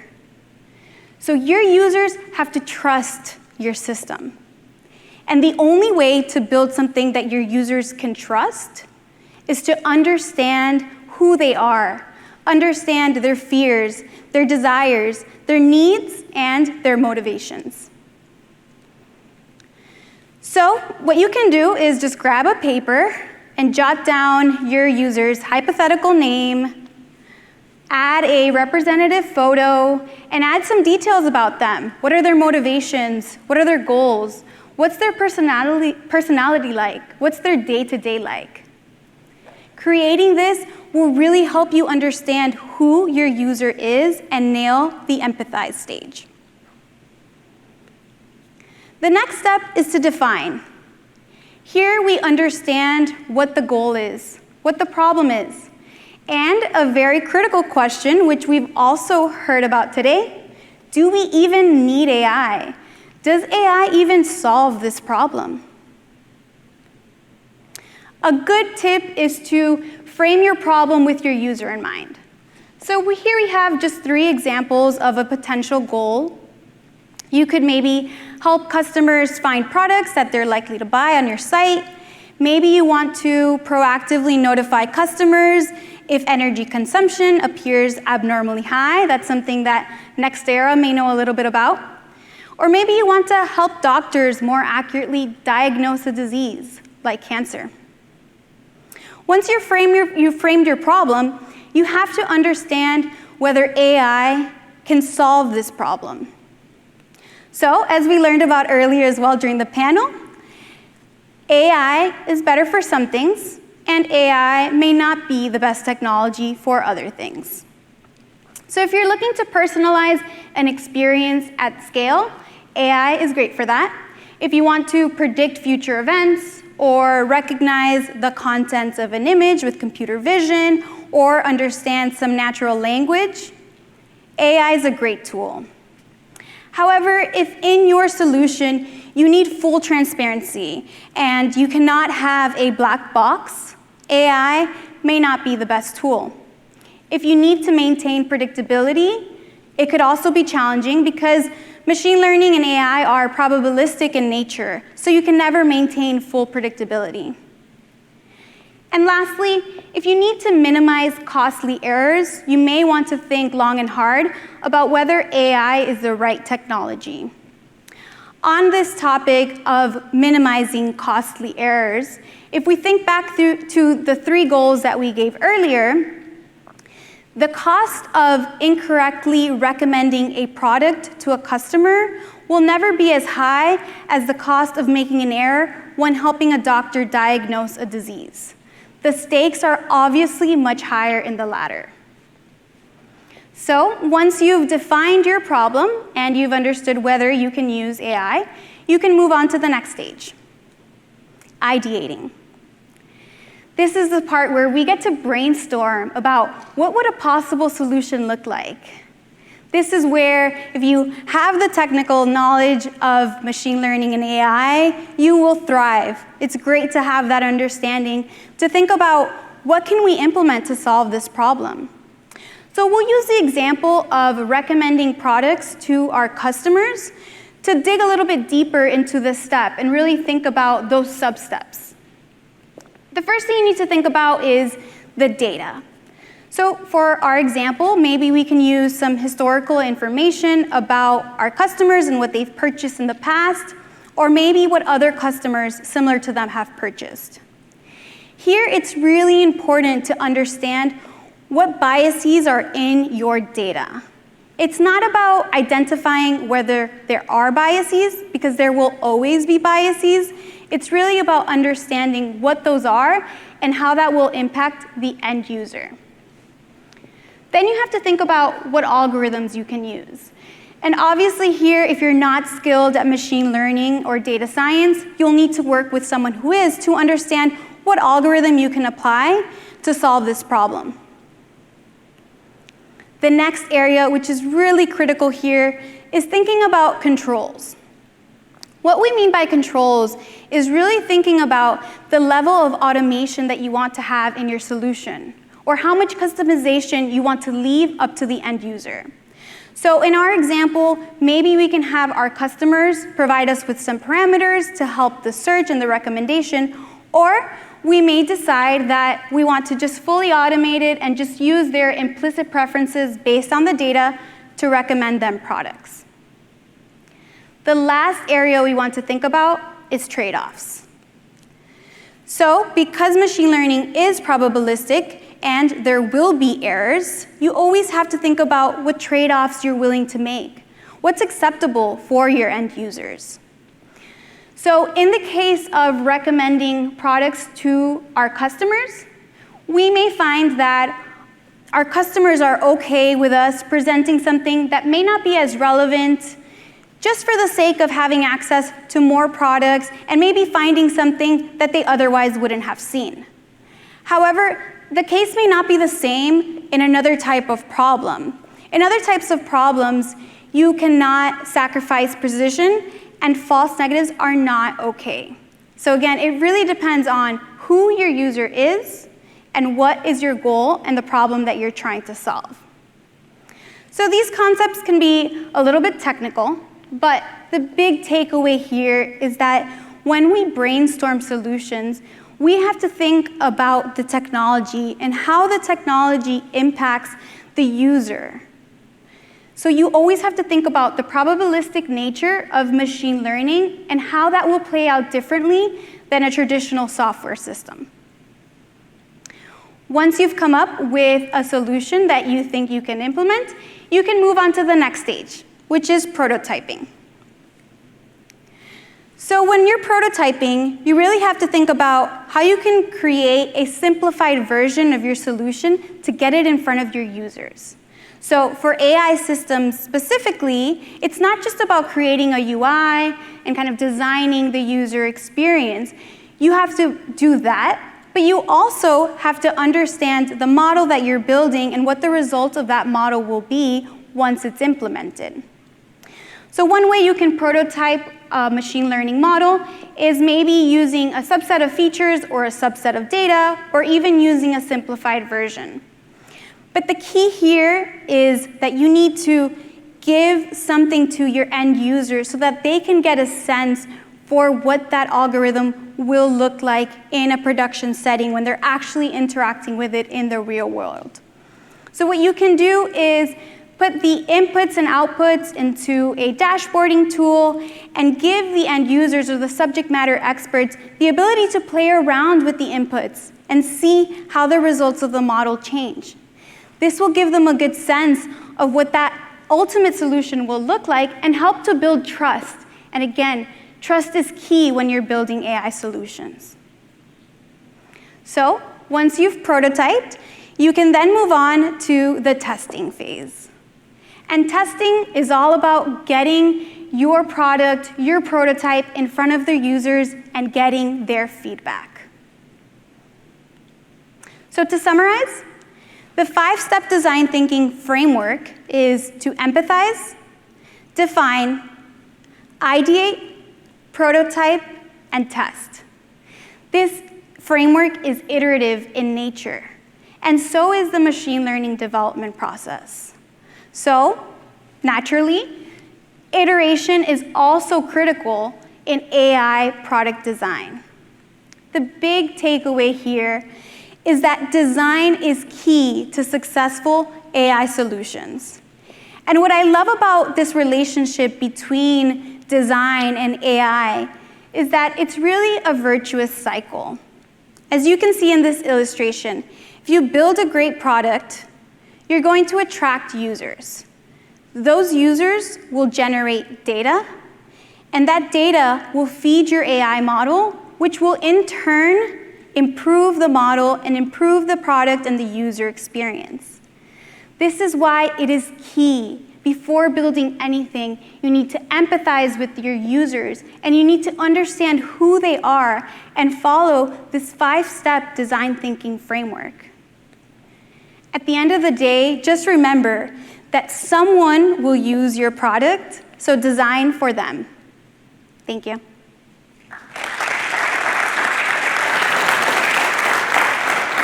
Thank you, Catalina. Our next speaker is Olivia Ramos.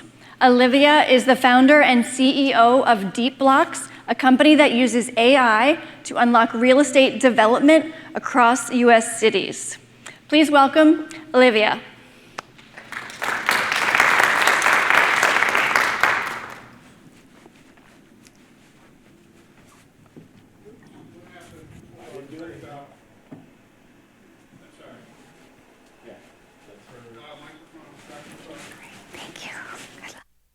DeepBlocks is a Singularity University company, and it is optimizing the way we look at cities for real estate development. So right now with what we've built, we've been building for 5 years, we can scan an entire city in minutes and find where there are opportunities for development. So in this presentation, I'm going to take you through a little bit of the general kind of logic that we looked at, how we applied that to creating DeepBlocks, my experience there, and show you what we've built. So we looked at kind of a general sense at Singularity University of how things were working. And we noticed that there's a lot of fragmentation, right? There are nations, and we have states and counties and cities and neighborhoods and races and classes and genders. And every single one has resources and information that are unique to them and that become really important. And in a way, we think of these things as finite. So then we spend a lot of time, in a very abstract, general sense, trying to bring more of these resources, and because they're finite or perceived as finite, then we bring them from our neighbors or from other fragments of the world and society at every scale in some way. And to do that, sometimes we even sacrifice some of these resources for the sake of getting more and holding on to more. These are misused resources.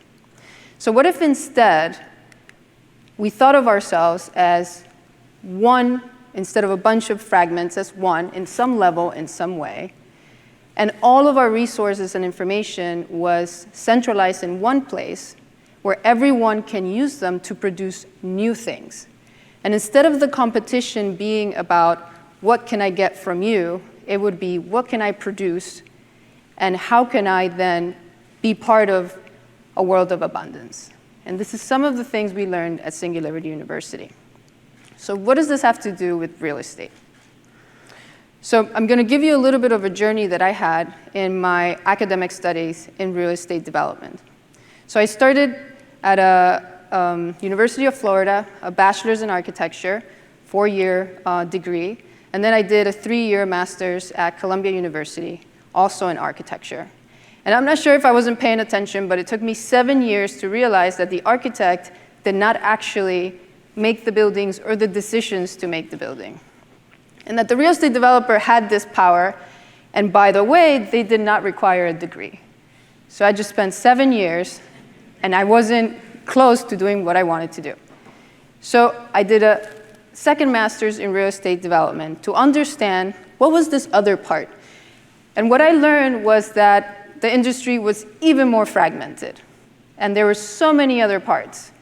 And I was really discouraged because I had now spent a lot of money in education, and I wasn't able to do my building.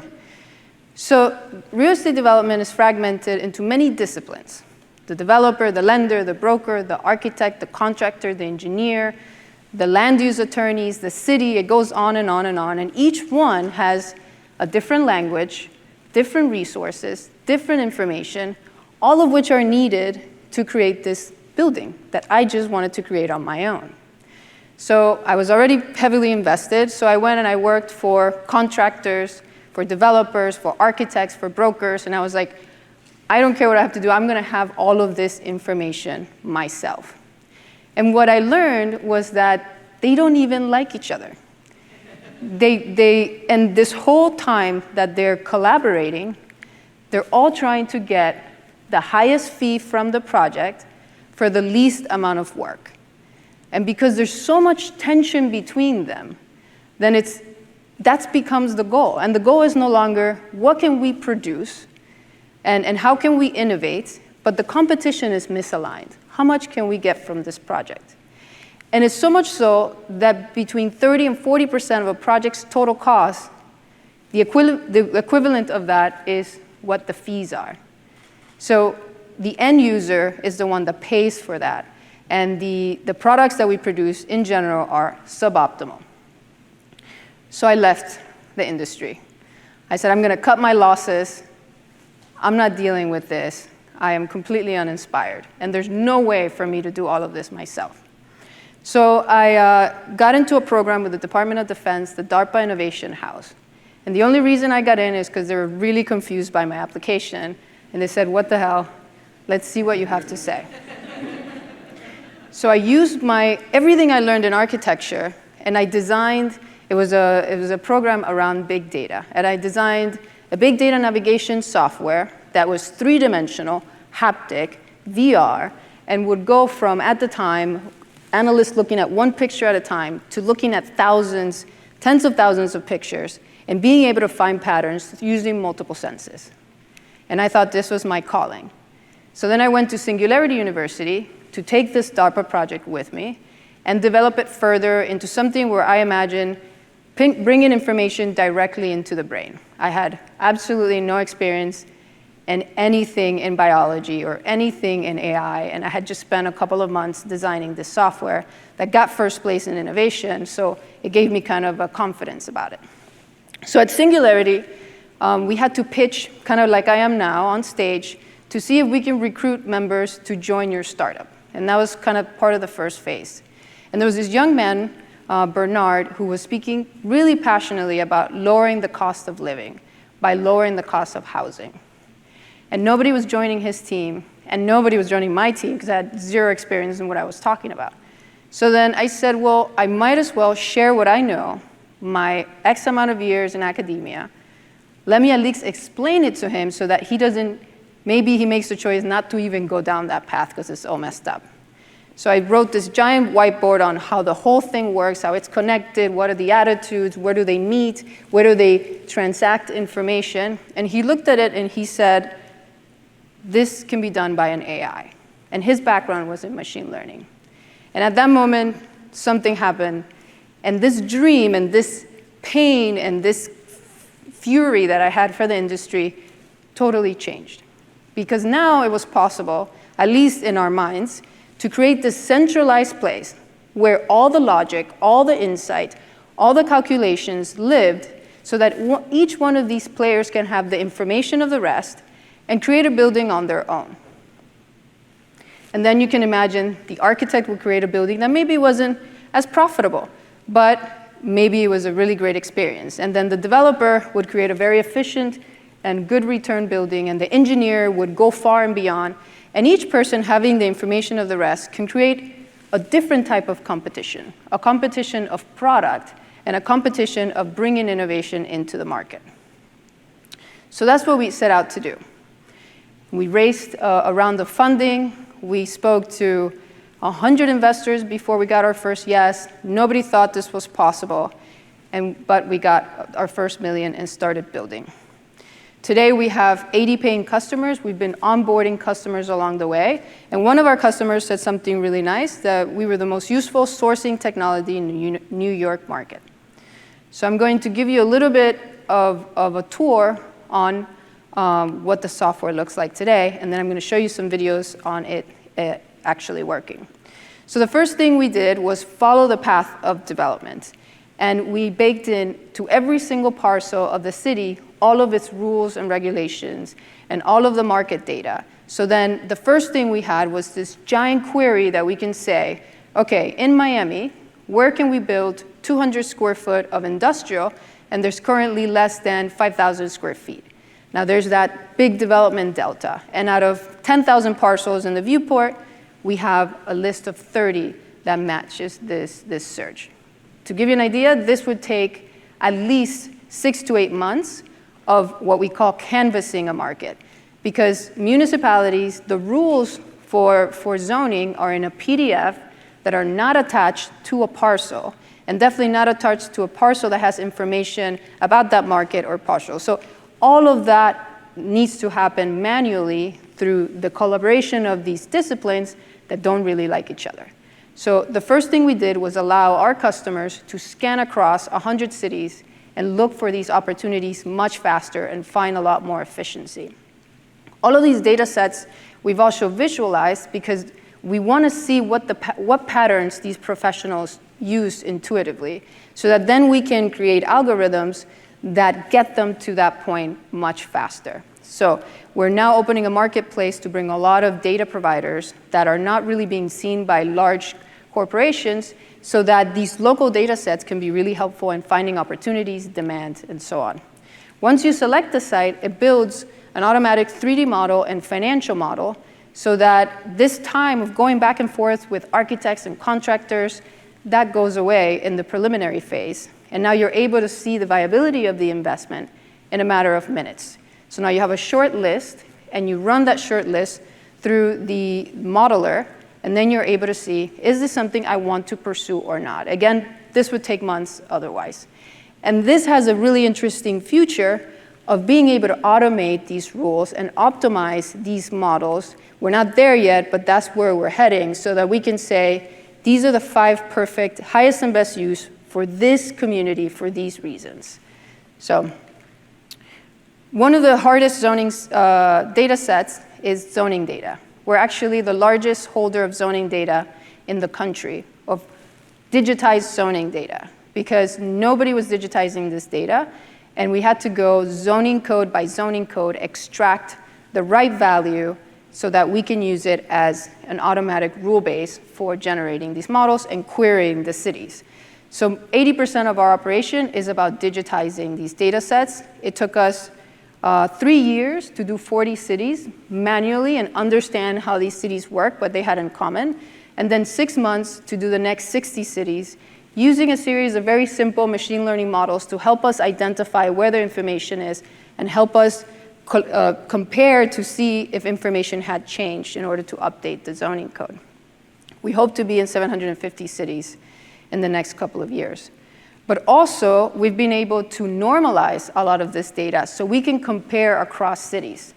And that's really difficult. Cities don't communicate. Cities don't even know what their total buildable area is, because they have no way of understanding what their rules produce on each individual parcel and as a collective. So we're now able to say Tallahassee has 3 times as much total buildable capacity as Gainesville. But funny enough, on the industrial side, Gainesville has 4 times the capacity as Tallahassee.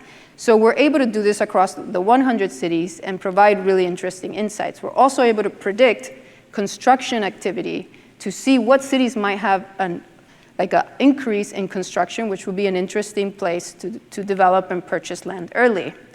And we're also breaking it down by census tract so that we can say, okay, this census tract has a high construction activity in the last 10 years, an increase in population, or one of the highest trends in population, yet a low land value. That's a huge opportunity to go in there and invest immediately. And so bringing this together, we're able to rank opportunities across these cities and look at the entire country, and at this moment 100 cities, and select where we should buy when and what should be built at a very kind of efficient way so that anyone can invest and eventually anyone can build. So right now we have built this robust software. We've used machine learning to extract zoning data. We're now trying to predict the next boom markets and where one should buy real estate. We're opening it up next so that we bring all these data sets. We also want to bring functionality, services, and even do transactions and kind of see what happens in the blockchain space to facilitate for smart contracts and transactions in the software. And we want to get that 3D model with all those rules to get really smart to the point where we can feed it kind of to do like biomimicry algorithms to understand in this city, should buildings be more like mangroves? And in this city, should building be more like oaks? And how do we take models from nature and have the buildings behave like the natural ecosystems and have them produce resources and definitely not produce waste? And how do we begin to embed really interesting models into this work? So in summary, we've taken a process that requires a lot of different players that they're smiling right there, but you could tell is a little bit fake. And in each individual of these players have a really tough time understanding everybody else and getting the data of everybody else to make really important decisions, like where are people going to live and what is that going to look like? And we've turned that into a video game-like experience where all the data, all the calculations are coming in together. I'm not saying we have all of it already, but we have enough to save months of work in site selection and weeks of work in these conversations with architects. So this is a case study that we're using the actual software. We're looking at New York. We're seeing where there are pockets of opportunity, pockets of density. You see those in red. And then out of those 10,000 parcels, where can I build a very specific type of building?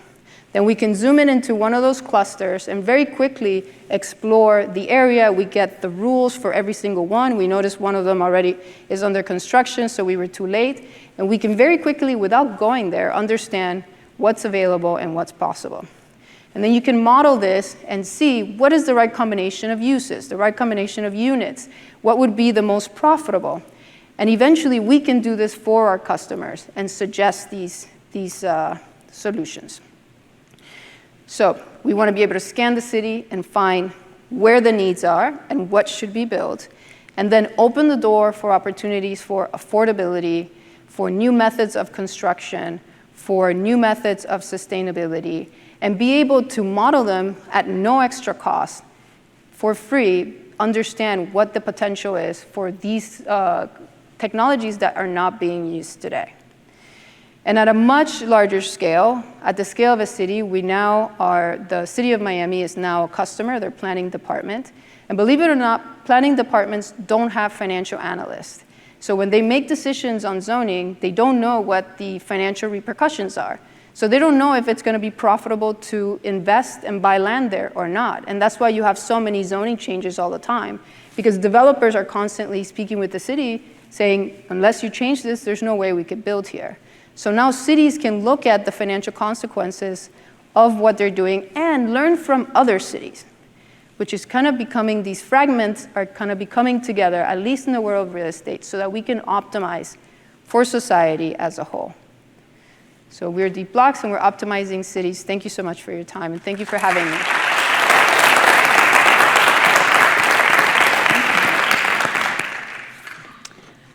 Thank you, Olivia.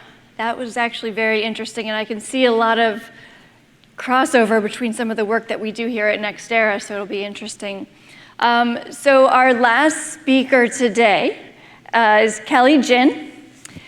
Kelly is the Vice President for Community and National Initiatives at the John S. and James L. Knight Foundation, focusing on investment strategies aimed at the future of a more engaged and informed Knight City. So with that, I'll welcome Kelly.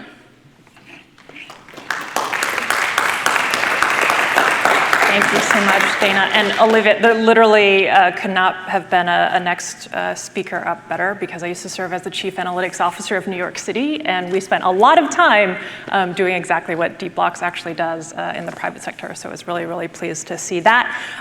Thank you all for being here, for sticking with us this afternoon. I am very, very delighted to be closing out today's panels and speaker sessions. We're going to do an activity. I told these guys we're going to do an activity together. If you all can stand up, if you can't, if you want to sit, you can raise your hands. Everyone can raise both hands. That includes you if you're watching from home. Raise those hands high. Get that stretch in. Get that afternoon stretch in. Is that the highest you can raise your hands? No. Okay. All right. Wait. Keep your hands up. I think you can all just reach a little bit higher together. There we go. Okay, you can sit down. The point of this exercise is that we can all just reach a little bit higher. I have not spoken to a group of really anybody in person for 2 years, so I'm really, really delighted to be here, especially speaking with all of you. Incredible men and women working in data science, my wonderful field of passion and background. And what I'm going to do today is to tell you guys a couple stories, some lessons that I've learned from working at the White House, as well as within Boston City Hall. Like all good stories, they all start in the city of Boston. I'm sorry, I know we're in South Florida, but I wanted to start with something that feels very foreign to me now, a year in, having moved to Miami in the last year or so, which is about early 2015. I was starting a new job for the city of Boston. I had worked in federal government, but had never worked for local government at the time. And I was watching on the news, this is one of the worst winters ever that the city had. The actual amount of snow, they kept counting in the Globe, the Boston Globe, and it eventually was like way higher than the height of the mayor himself. And so I was having a lot of fun watching this in the news. And I was so impressed because the city at the time had this incredible application that was being featured online. And I was about to start with the data team, City of Boston's very first data team. And I was so impressed, this snowstats.boston.com. What they basically did was they took GPS trackers, they attached them onto snowplows, and you could actually see, if you've ever experienced snow before, whether or not your street was being plowed and how recently that plow actually was there, and whether or not there would be a plow coming down the street anytime soon. And so I was so impressed. It was beautiful, it was responsive, it was real time, and it, for me, was really a measure of civic engagement, meaning how can we engage the residents and the citizens in something that is incredibly wonky, which is data around snowfall accumulation. But there were a lot of hits. I think the website is defunct today if you do check it out, but it does redirect to what the city is working on via snow removals today, but I was so impressed. And so I walked in the door and I started, and this is about January 2015, and reality was not snowstats.boston.gov. Reality was more like this. So this is now Secretary Walsh, previously Mayor Walsh of the city of Boston. He is staring at a screen just to give you a sense of what is on there. You have potholes filled, graffiti removed, very basic and straightforward measures and metrics. And so this is my very first lesson and takeaway for all of you in this room and for anyone who is watching online, which is that you should always start simple. The second lesson is that you should never have an elected official staring at a screen because people will Photoshop things onto it, but that is for another talk at another time. But the first lesson is to really stay simple and to figure out what is it that the residents need. And at this juncture, these 4 measures was, where do we start? What are the basic measures that the organization, the city of Boston itself, should begin with if they start to count basic city services in this case. And so for us, this may not have feel to you all like the biggest leap, when we're talking about all of the incredible work that has been featured this afternoon, but sometimes you really have to start simple. And for government, this was going on about 7 years ago. Sometimes you just have to count, and sometimes counting is actually pretty hard. And so for me, we had a lot of experiences there at the City of Boston. My experience most days felt like this comic strip, which I continue to use again and again in many different talks, which is that I would get really, really excited about a particular model or a hypothesis or an application that we would build. And then very quickly, the data would say, no, Kelly, that's a terrible idea. Why are you doing this and why are you building this? And I would become much more pragmatic. And I feel like for all of you, if you're working in the field of data science, it truly is how can you balance your excitement, how can you balance the bleeding edge and the innovation that you feel and you desire to build at the same time with the pragmatism of who are the customers and who can you actually help through the work that you're doing every single day. And so I feel like there's a giant leap here, but I just wanted to share with you all a lot of the products that got built out during my time there at the City of Boston. This also may not seem that innovative to you. This is a couple screenshots of the Boston 311 application. What was really unique about this application was that if your service request got filled, in this case, an actual pothole that got filled, someone would actually take a photo of it and send it back to you. And for that moment in time, and this is something that's continued on through many communities and been shared across jurisdictions, this is an incredible innovation. Can you imagine that something that frustrates you, that maybe you blew your tire out, you send in a request and somebody's actually responding to that request and telling you that they've completed that assignment and work. And today, I think in 2022, when we talk about a lot of the very complex issues governments and communities are facing, what could be a more simple and direct manifestation of trust and accountability between governments and communities and residents than that?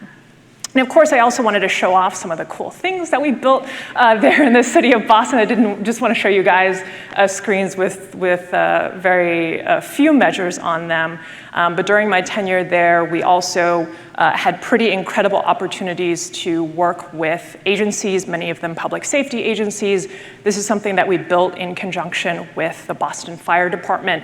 Somebody there was actually keeping tabs on Google Maps of hazardous buildings. So just like you might go to, well, maybe 2+ years ago, you might go to Europe and you're like, here are all the cool restaurants and cafes in Paris that I want to go to. Well, guess what? The City of Boston didn't actually have a better way of tracking a lot of the hazards that firefighters may face when they're actually heading into a building. And so we said, I think we can help you. And so we were able to take a lot of different data streams and pull something together for the actual fire department that firefighters could use, which is before they run into a burning building, what kind of data could we actually provide them to help them mitigate for risk? And so again, starting small, but then over time, building up trust with different agencies, incredibly, incredibly important.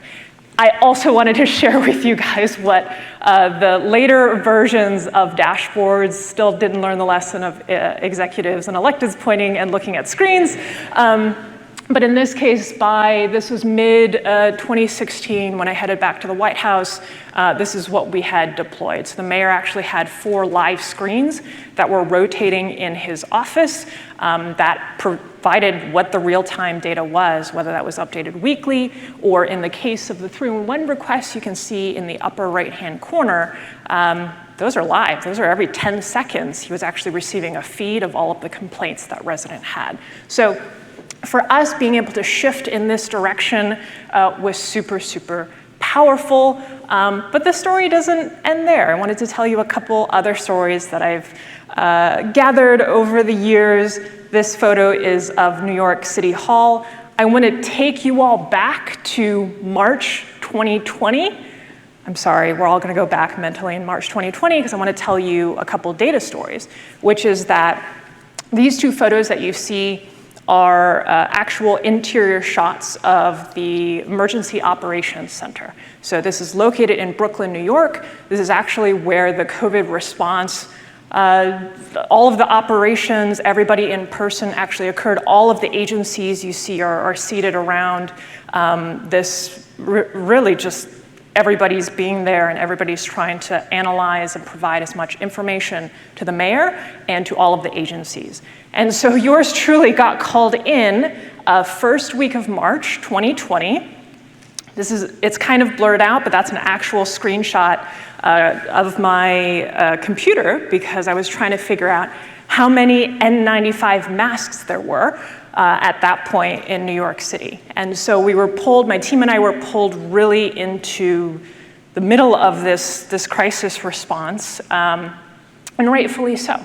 And we walked in immediately, and everyone kept asking us data questions, and I said, none of the data warehouses hold these information. Whether that was the number of masks, no one had ever thought, hey, we need a system to track how many masks there are. No one had ever thought we needed to track how many hospital beds and what was going on across all of the cities and hospitals across the city and the state as well. And so we kept getting this question of, does someone have up-to-date data and information in some database for the city? And can it be updated hourly? And my answer was absolutely not, but we will figure out what we can do in this scenario. And so for me, this lesson that was very, very hard learned last year, 2 years ago, was what can you pull together and actually present? Because otherwise you're gonna miss the power curve.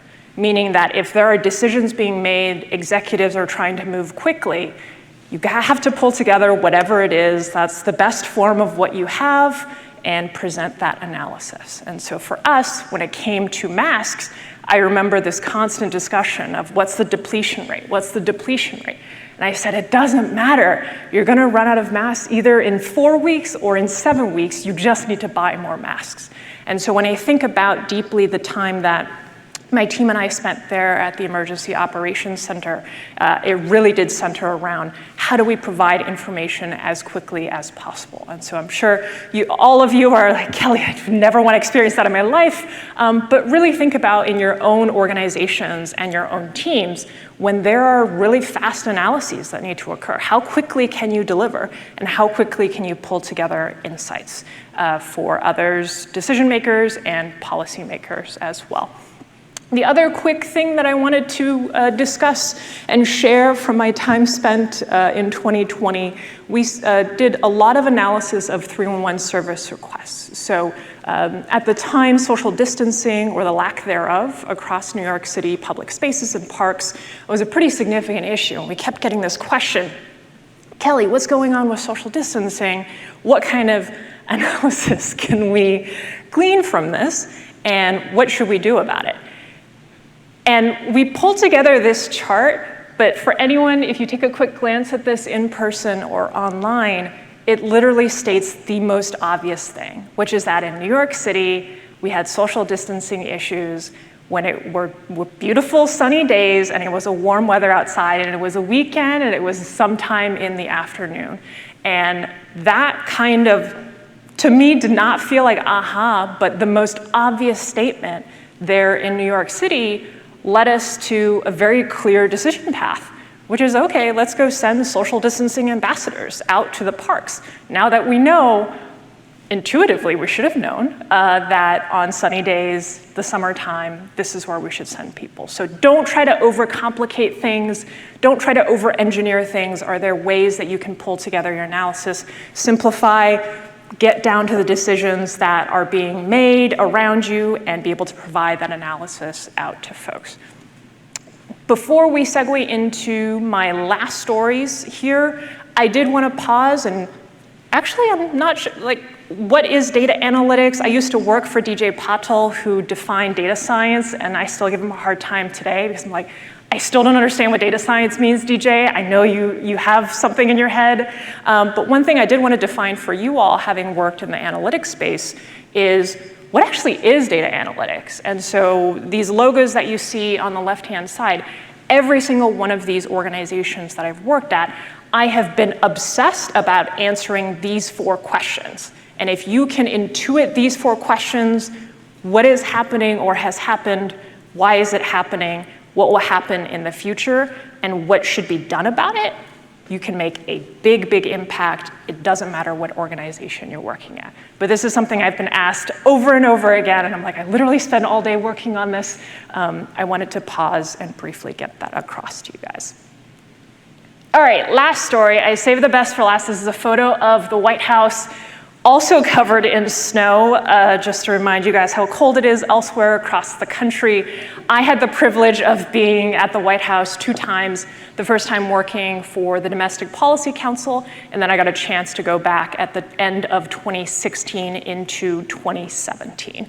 And there were a couple of lessons that I learned all of the months that I was there. But the second time I found myself back, this was June of 2016, I found myself working in criminal justice reform. And I knew nothing about criminal justice. And this brings me to an additional lesson that I've taken, which is that if you have the basic fundamental skills of being able to analyze data, you can apply that to almost any industry. And very quickly, if you start to build up your skill set in a policy issue area, in the matter of months, start to become a technical and data expert in that subject matter. And that's a position that I found myself. This photo, I still remember this image being presented to me early on. It can be of 3 cities, New York, Chicago, LA. It's actually a map of the 3 largest jail systems across the country. And so I found myself in the middle of 2016 returning to the White House and being on this incredible team that was trying to figure out how can we use data and technology to reform the criminal justice system. And this was, I know I'm running out of time a little bit, but for me, I had never actually been to a jail before. And so I had visited Cook County. This was August of 2016, July of 2016. And I did not realize this is a 90-acre site, which is where Cook County is located. This is where Chicago is, city of Chicago.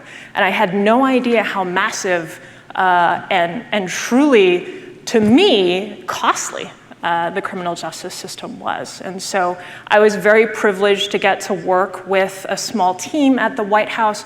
We spent a lot of time fine-tuning, simplifying.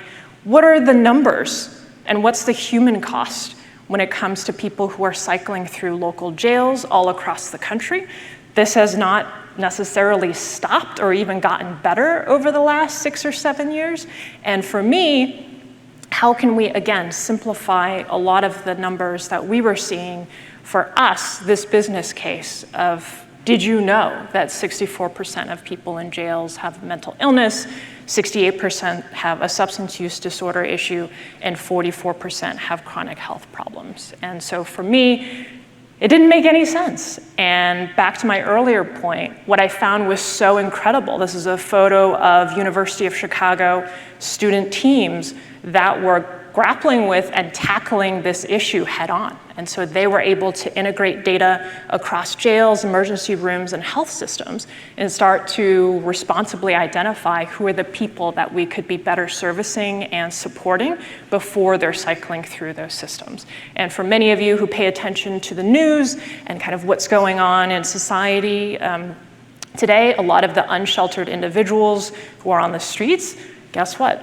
Those are the individuals that are named and stated here. And so again, going back to my earlier points, keep it simple. How can we actually help as data scientists? There's a lot that we can actually do. This is just a preview. I encourage you to go online and search a little bit more about the work that the University of Chicago is doing, which is to apply their data science programs to different jurisdictions and different challenges that were occurring all across the country. But they had a pretty good hit rate of how many individuals they could proactively identify, working very closely with Johnson County as well, Kansas as well. All right, the last point that's going to take us home in the last minute here is that data science is a team sport. and that you all are here today. This is a slightly younger and more energetic version of myself in that photo. This is a photo from the White House on the very last day that we were there in 2017 during the Obama administration, and that all of you, your assignment today from me is to figure out your community.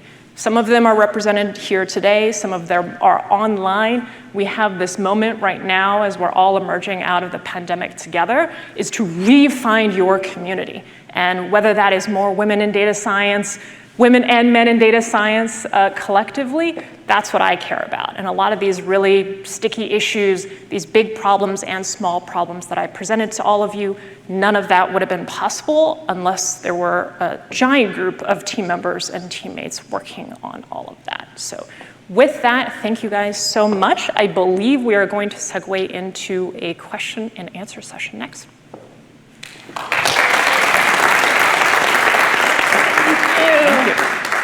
So we are going to transition to our Q&A session. So can my lightning speakers come back up to the stage, safely hold the handrail, and take a seat. And anybody in the room that has questions, make your way to one of the mics. And if you are joining us virtually, utilize the WebEx Q&A feature.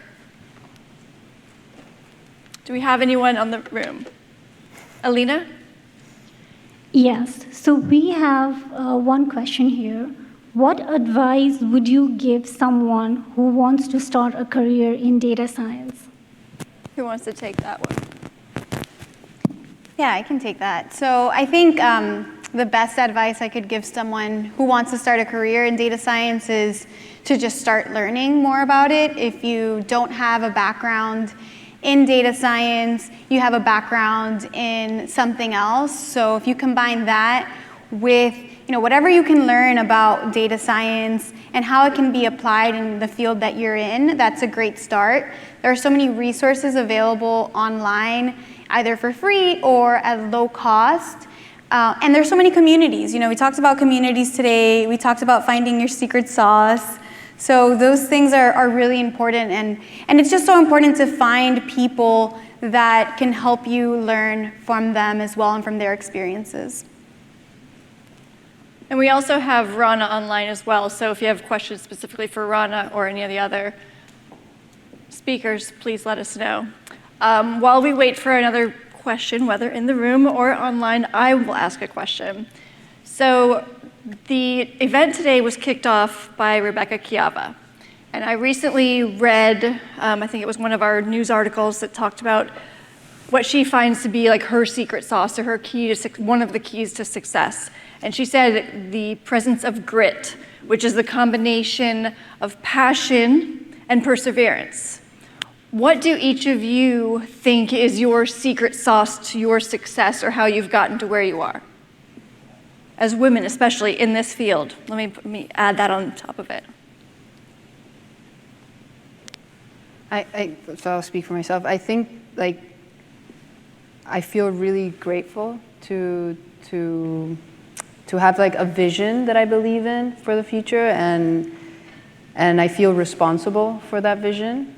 And so whether I get to do it or not, I feel like the least I could do is try my best. And that vision also is aligned with what upsets me about the world. And I feel like all of these things have come together, and I'm just grateful to have that awareness. And I want to be responsible for it. And to the previous question, I think if, to get into anything, I think you have to have some kind of intent, some kind of, it works really well for me if I'm really upset about something not working correctly or that could be improved. And so finding that thing within you, I'm sure data science will be applicable because I think it's becoming applicable in most of the things we do. And so I would find that first. Awesome. Kelly? I was going to say stubbornness, but I think there's some elements of similarity between stubbornness and grit. I would say now a lot of it is public speaking. So how are you able to represent and engage with people in an audience? Guess what? 15 plus years ago, I was terrified. I literally could not get in front of a stage of never mind a stage, like I couldn't get in front of like 3 people and share with them any of my thoughts, and have been able to really be fortunate to push myself and really get out of my comfort zone to speak with different audiences. And so I encourage all of you, if you're a natural public speaker, great, continue at it. If it doesn't come naturally to you, just to continue to work on it. And I don't know if that's true to a certain extent for the other women on the panel here as well. Rana, how about you? I would say, definitely grit, but I'm going to highlight a couple of other things. So passion is very important, and especially having a conviction around what you're trying to do and sharing that. Sharing that with people, like bringing people along the ride with you. I think that's a really important superpower. And then the other thing that that's kind of I've realized over the last, say 15 plus years is being a connector and paying it forward, right? Like, so I'll connect people who I think, ought to talk, even if there's nothing in it for me. And that just inevitably, super amazing things come out of it. So, be a connector. Great. Kathy? I have often said that my superpower is my boundless energy. And I think it's what has fueled my curiosity for things and has given me the opportunity to experiment with lots of different things and throughout my career, throughout some new technical area that I'm trying to learn. So, for me, that's certainly been it. And I love that everyone has said the word passion. And if you look at the root of the word passion, it's actually suffering. And so it's when you are so compelled to change the world, to fix something because you see or feel like you or someone else is suffering, that's your motivation forward. And so I like to use my energy to stay up really late at night, learning new things, trying new things, figuring out, solving these problems, and trying to make a difference in my own world. Right. Yeah, and I think that for me, the ability to ask why and be curious, like Kathy said, to really understand, and not just understand problems, but understand others. I think that when you need to communicate an idea, it's so important to understand who you're communicating to and really understand them, so that you can connect with them and kind of build that relationship so that they can really understand what your idea is and they can buy into it. And I think that that's something that has helped me over the years to kind of bring people along into a vision. Great, thank you. Do we have any other questions? Yes, make your way to a mic. Right over here. Yeah, reminder for those of you in the room, if you have questions, walk to a microphone. Don't be shy. Yes. Hey everyone, thank you very much for sharing. I have a kind of a follow-up question for you guys based on what you just described on your superpower. So how much would you attribute your technical skills as far as, programming to what you do? I would say 0, because I'm not a programmer by trade. And if I'm really, really honest, so my whole career, so I've been working almost 20 years, I've always had one foot in technology and sometimes one foot in another function. Finance, compliance, operations, what have you. And for a long time, I was really self-conscious about the fact that I was working in technology, but I didn't have some of those core programming skills. I wasn't somebody who tinkered with a lot of different games or hardware or whatever, it wasn't in my background. I come at things from a business background. But I will tell you that throughout my journey, so many people have said that that's a really valuable skill because you can translate. You can live in both sides of the world and you can help bridge the gap back to connecting people on both sides. So whether you consider yourself incredibly strong technically or maybe not, and that's something that you're working on, I would say don't let that be the barrier, the talk track in your head that convinces you not to get started or not to try, because there's a place for all of us in this ecosystem. Ron, it looks like you wanted to say something. Yeah, I want to +1. I mean, I do have a technical background, but I think that's not it. It's important to be an expert in whatever you do, but it's not necessary that you have a programming or a specific technical background to be in the data science or the machine learning or AI space. I actually feel strongly that we need diverse perspectives and backgrounds to participate.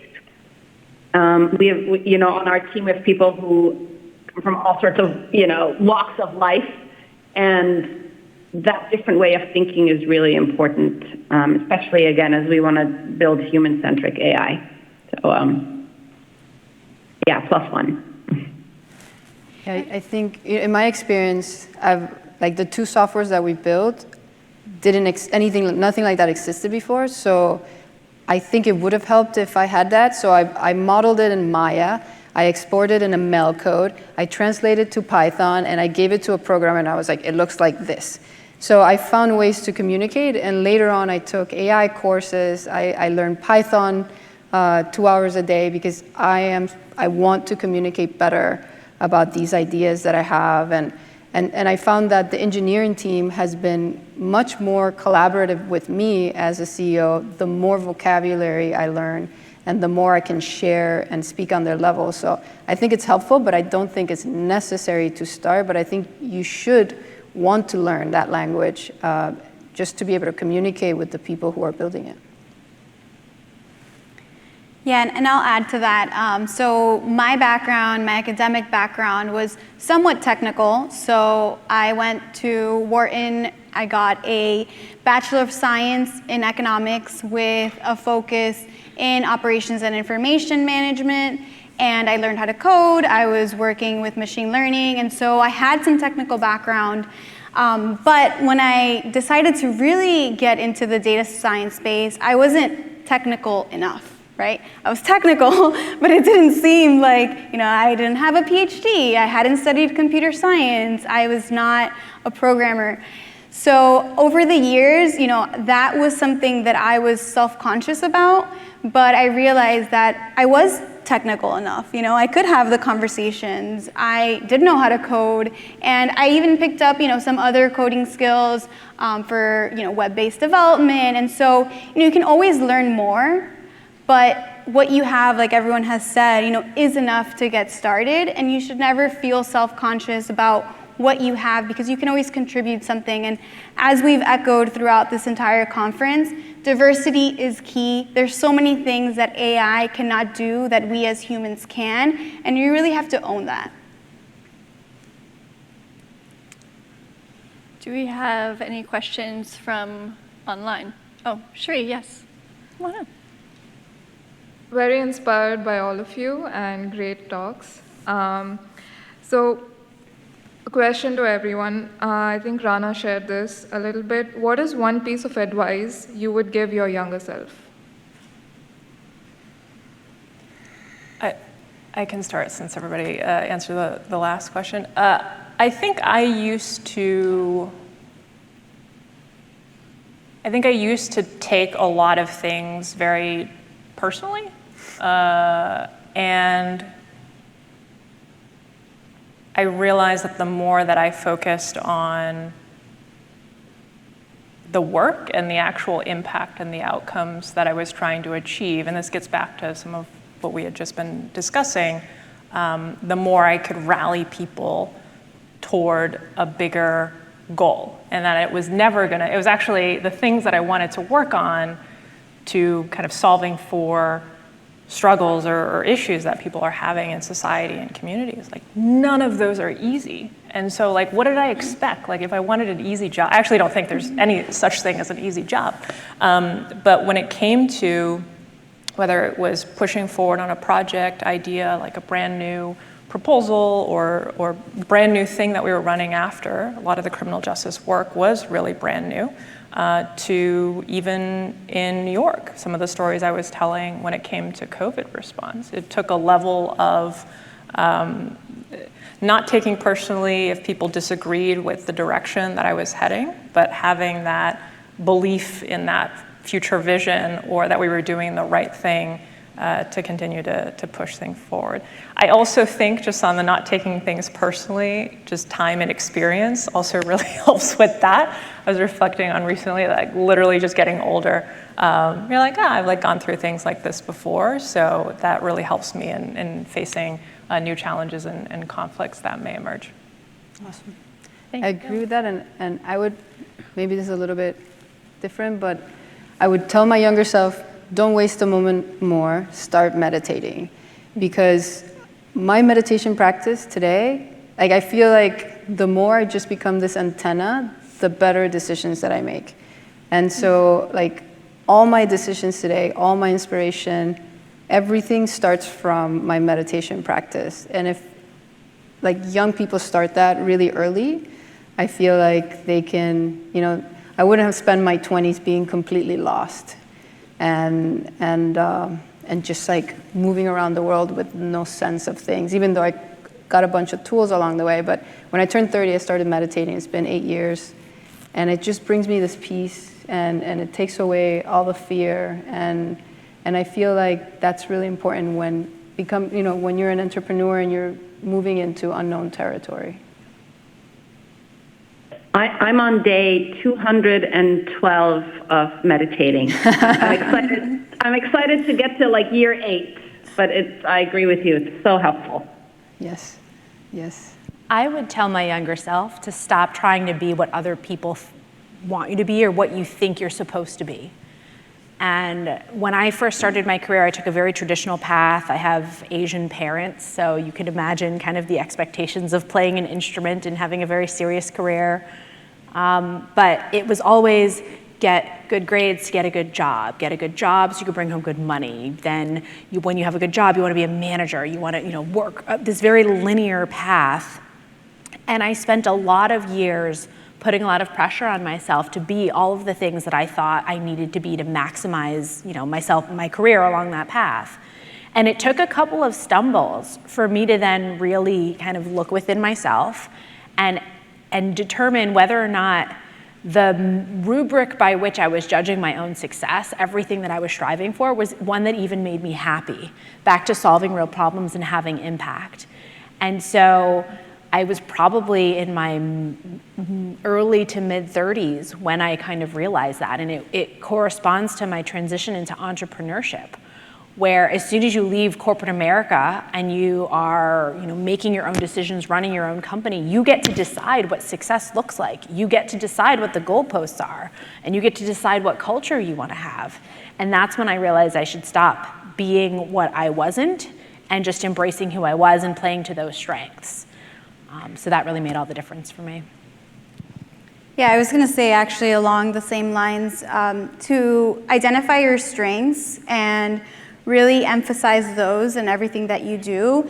You can always try to work on your weaknesses, and you should to some extent, but your strengths are what make you unique. And so if you play to those, you're more likely to be successful. Great. Hi, yes. Earlier today, we heard about the importance of pushing past your inner doubt, and I was wondering if any of you could share other experiences you had pushing past that, and any suggestions or takeaways you might have for us. Rana, you're nodding. Do you want to take this one? Yeah, because that's definitely something I would tell my younger self, just to own my voice and own who I am. Earlier I shared my story about how even at the suggestion of some of our board members to step into the CEO role, I did not take that, and it took me a few years to first believe in myself. And once I believed in myself, it was so easy to get the rest of the board and the rest of the company kind of aligned behind me as CEO. So I was my own biggest obstacle, and I see that, I do that less now because I'm a lot more aware of it.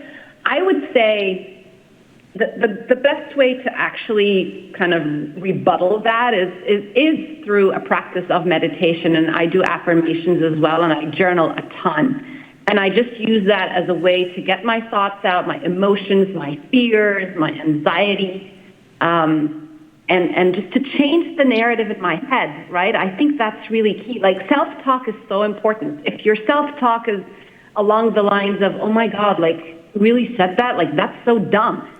You're going to believe it. But if your self-talk is, I'm awesome, I'm kicking butt. I'm confident, my ideas are great. Like people love, I'm a people magnet. I literally tell myself all these things. You kind of embrace that. And energy is contagious too. Like if you're positive, I'm a big believer that the energy you send out to the universe like comes right back at you. So I just think being intentional about all of that is really key. And then of course, mentorship, having mentors and supporters and champions and even peers that are looking out for you is so important.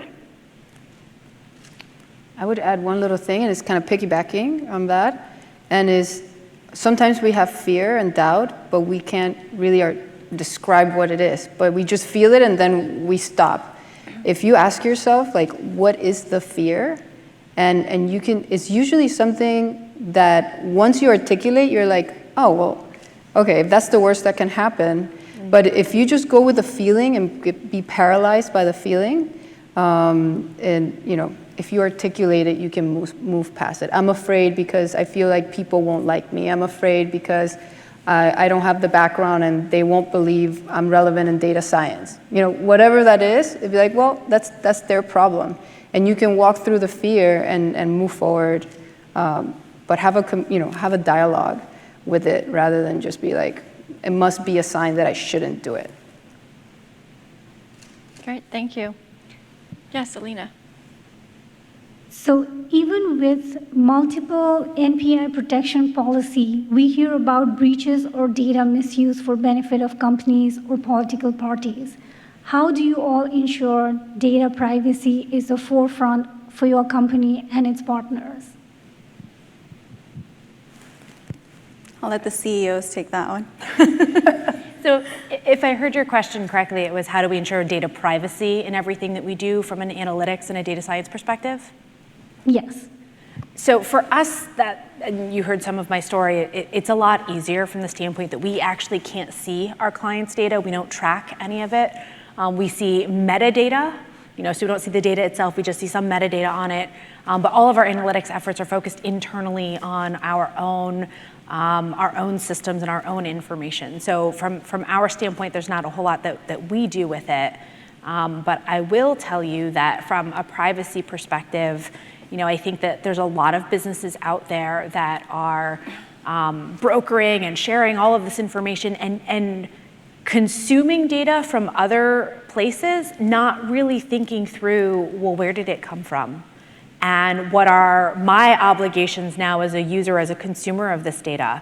So that would just be the one word of caution that I would tell you is whether or not you're using data from your own clients or that you've gathered yourselves or that you've gone out and bought, but just everybody has a responsibility from a privacy perspective. In our case, in terms of like personal data and user like payment data and things like that, we use third parties that are really good at what they do so that we don't have to build things ourselves that are not part of what we're passionate about so that we don't make mistakes.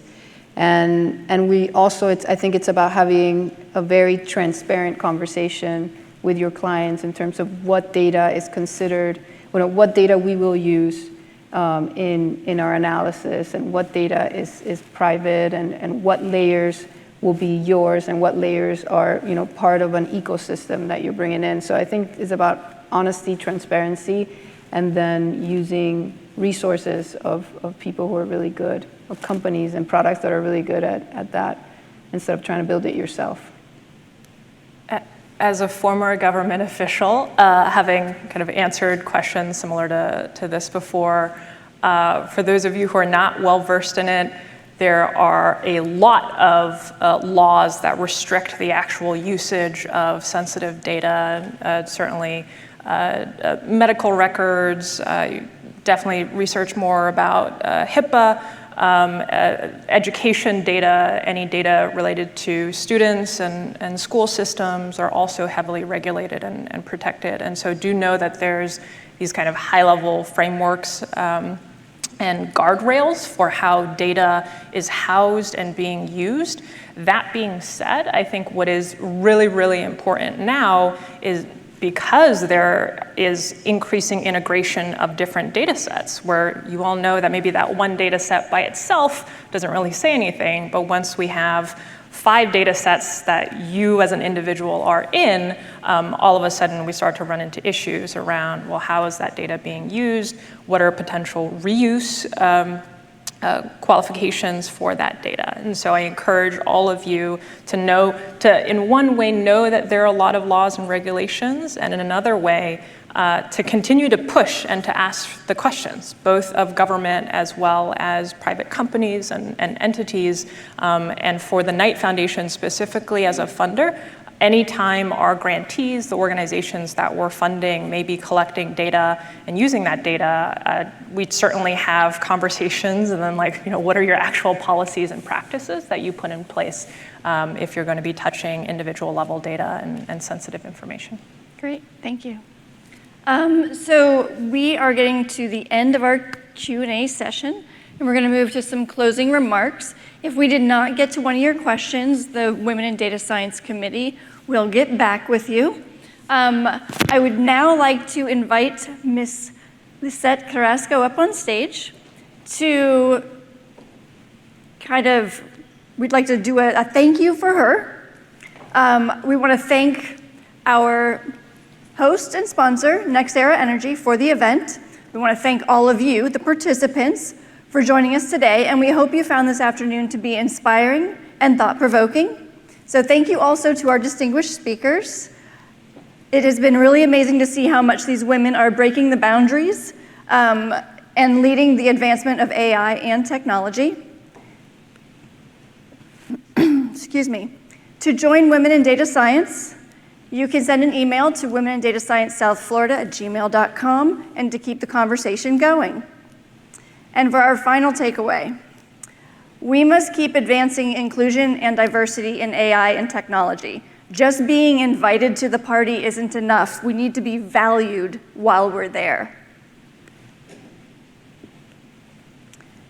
Whoop, excuse me, thank you. So I know that Lisette wanted to present some tokens of appreciation to our speakers. So she's going to hand out a couple of those.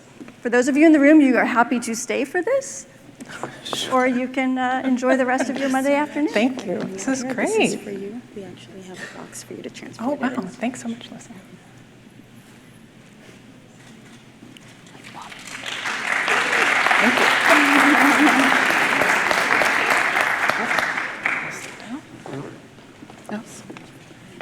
Thank you. Go, Olivia.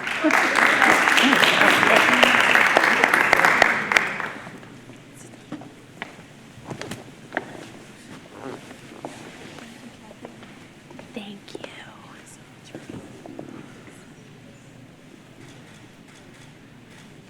Thank you.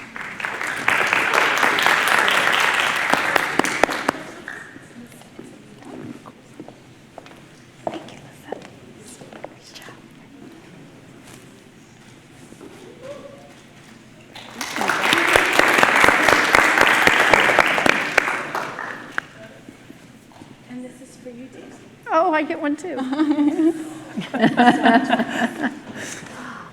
you're welcome.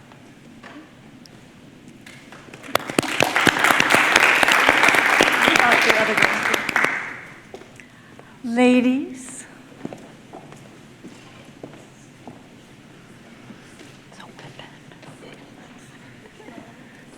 Thank you for holding the handrail.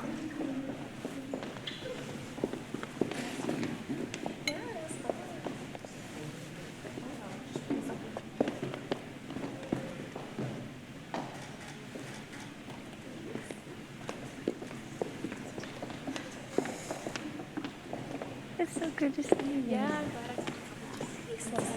I Yeah. Awesome. Hold the handrail, darling.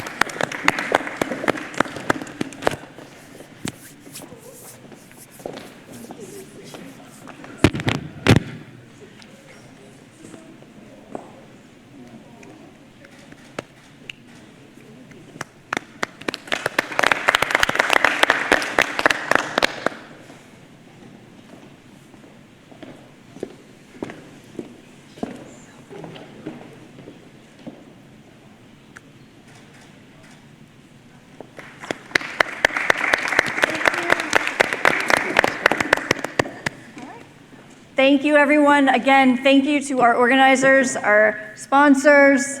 Our committee has been wonderful and continuing to keep the conversation in data science going. So thank you very much. Have a great day.